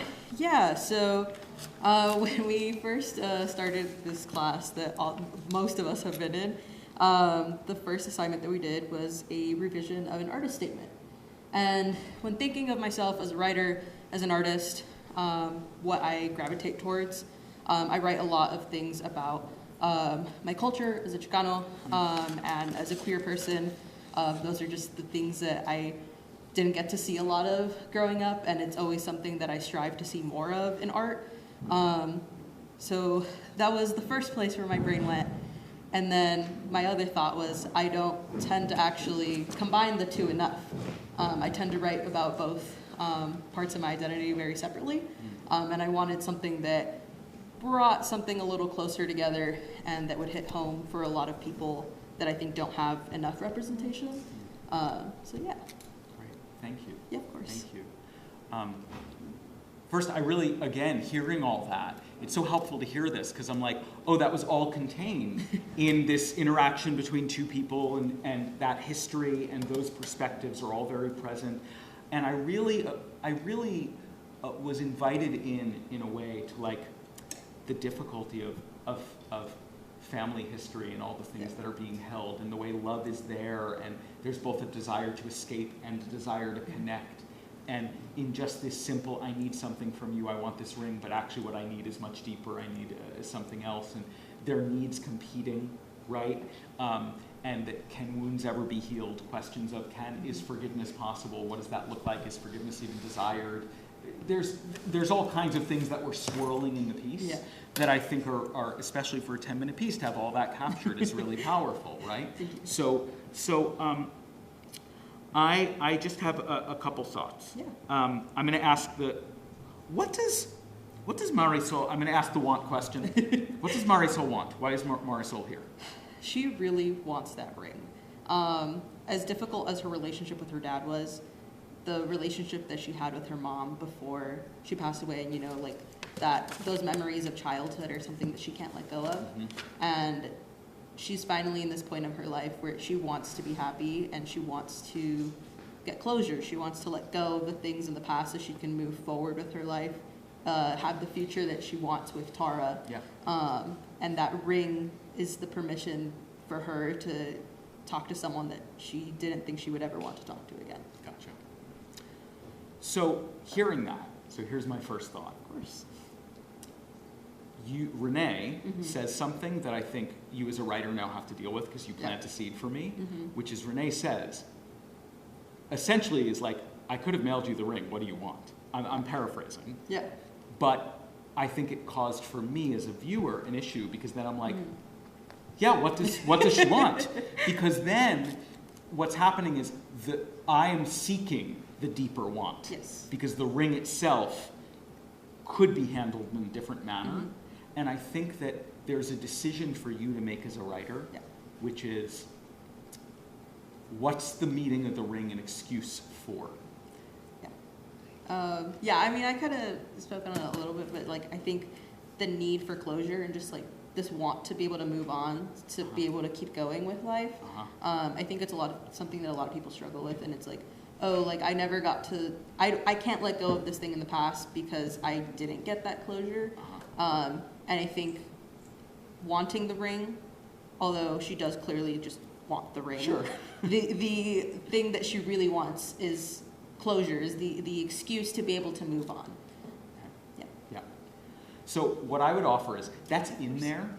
I just think if you were to do a rewrite, have that at top of mind so that is actually the guiding light. Because then Renee's throwing up things that actually get in the way of that closure. Okay. He's expressing some love, however imperfectly. Yes. He's sort of apologizing in a not full but difficult way, but is trying.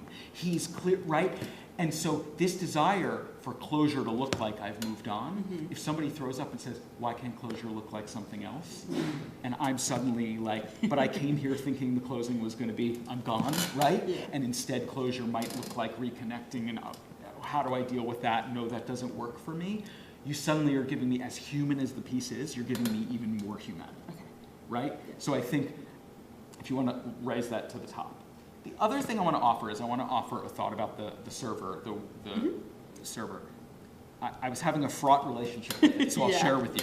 On the one hand, I appreciated the breath and the way in which, we all do this. We go to restaurants, we're in a deep conversation. Somebody's like, what are you having? And you're like, and I also appreciated that at times it revealed even more of the dynamic, no, I'll pay, no, I got it, we'll split the check. The only thing I would recommend is, what's a version of this without the server? Yeah, that was a question that we talked about a couple times in class. I wanted to give those moments of breath and clarity, and just I felt that having a third person, for me at least, felt necessary, just to an everyday situation where you have this buffer, and it's not just me and you, and we can just hash it out for an hour. there was a different version I had of this had the waiter less, and I was presented with the option that maybe you should include them more. I think you mentioned this earlier to one of the different playwright, but if you're gonna have a third person on stage, you can't just have them in for like one line and then you're just stuck knowing that there's another person there. So I tried to include them a little bit more and bring a little more breadth to the piece, especially in those like heavier half of the piece. Yeah. So my only thought about that then is let the heat get a little hotter. Okay.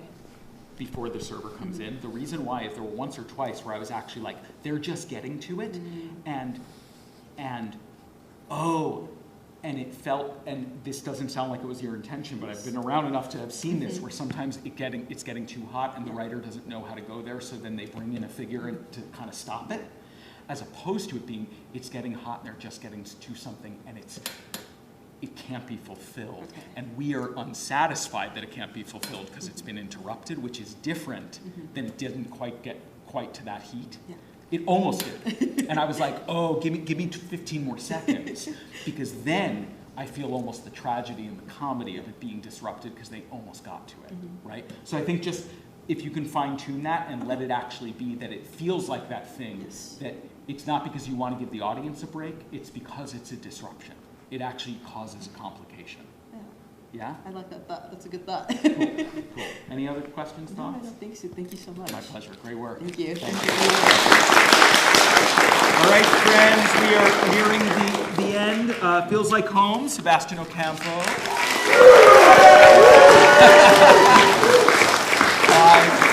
Nice to meet you. Yeah. And again, as our last play, I want to make sure we thank the cast and directors. Thank you.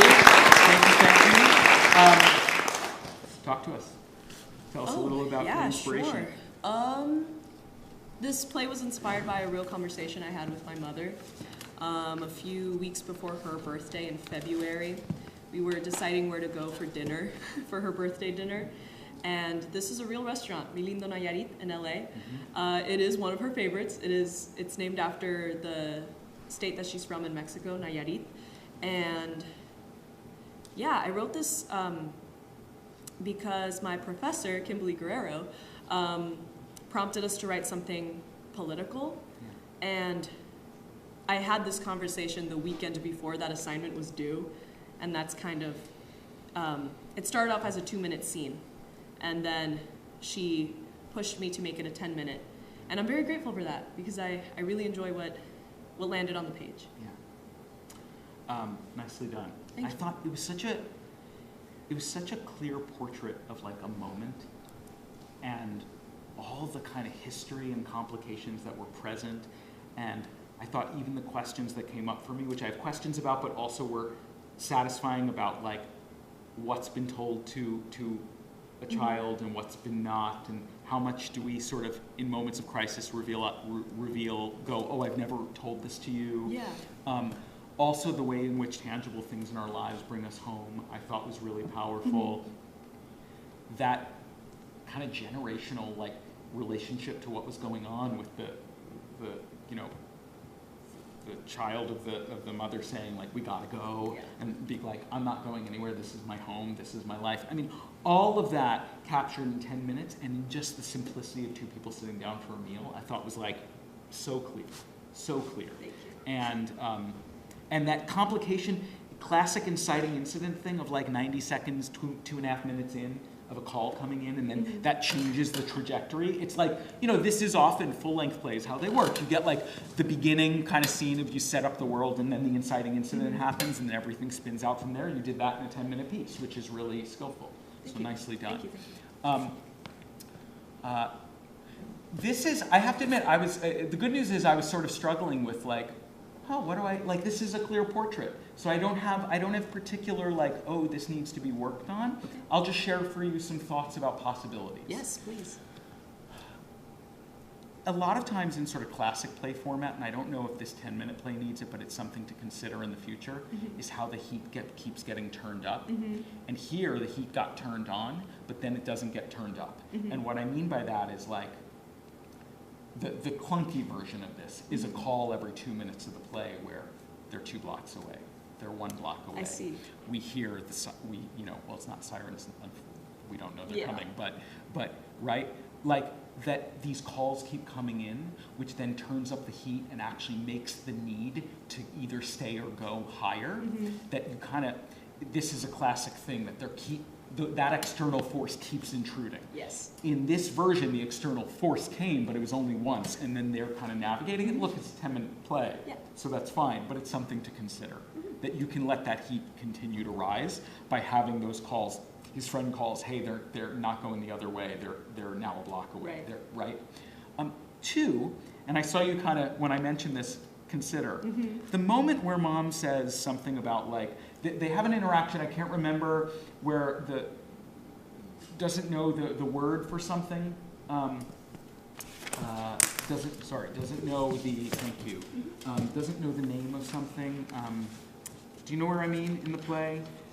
They refer to maybe maybe lagoons. Oh, maybe was that thank you. My handwriting's terrible. I don't know. That Santi doesn't know that word. Yeah. She's explaining what it means. Yes. Talk to me about that for a second. Yeah. Is it because I'm picturing this as a household where, while some of that history may not be present, talk to me about the reality of language understanding and sort of the interaction. Yeah, I think I wrote that to kind of explain, I think more so to the audience who didn't speak Spanish, what San Pedro Lagunillas meant and the importance of that. But also, this is something that, as a playwright with this experience specifically, I had wonderful actors who asked me really great questions, and the question was brought up of whether or not Santi was a no sabo kid, which, like, does he know how to speak Spanish? I don't know. And I was like, low-key, you can explore that. You can make that decision. I didn't consider that as while I was writing it. But for that moment specifically, yeah, it's just kind of the significance of the name of the place, and her needing to explain that to him so that it kind of lands on him more why it's so important to her to stay in this restaurant in this moment and why she needs this. Yeah. So, okay. So you just said something that I think is key, which is when I asked you why your expression was because of wanting the audience to know. Yeah. Be cautious around that. Okay. Because when we want the audience to know things, often it's funny because it was the only moment in the piece where I was like, I think I'm being given exposition. Like I sensed it. Yeah. And you don't want me sensing that. Right. And I think,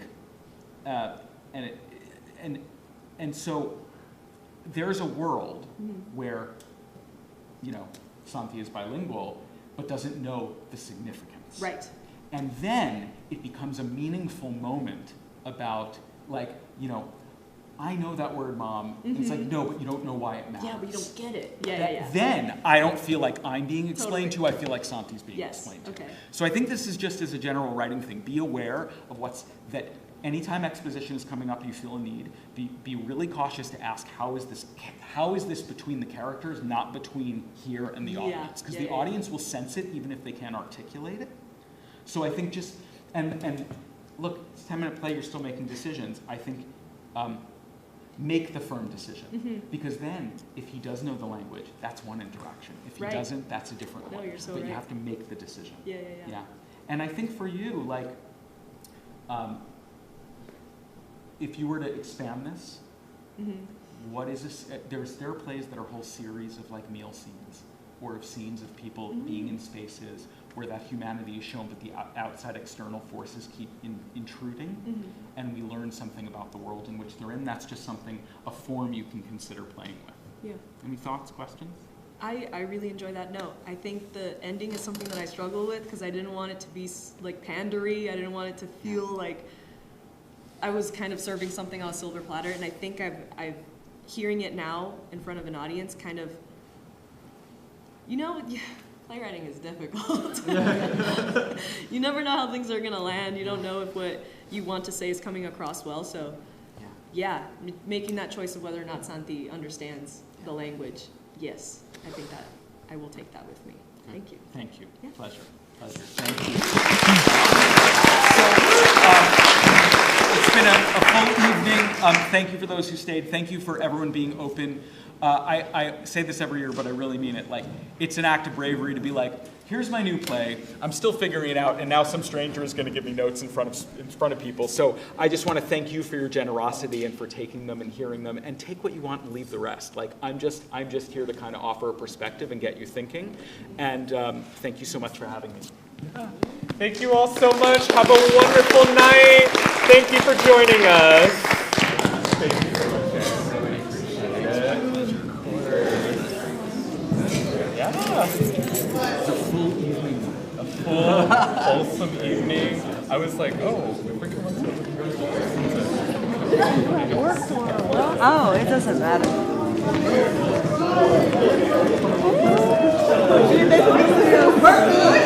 Yeah, definitely. I think it's fun.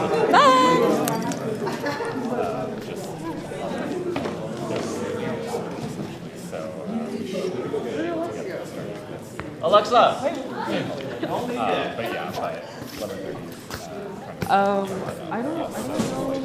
As I wandered in, I was like,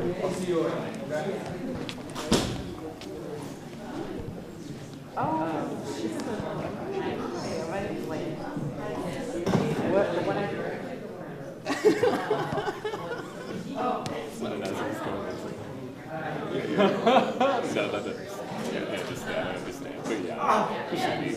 Yeah. I mean, it will be. It's a different slate. But yeah, I hurt my arm on the door. All right, I'll see you tomorrow night. Yeah, see you as well. Get home safe. Thank you. Thank you. Off to the.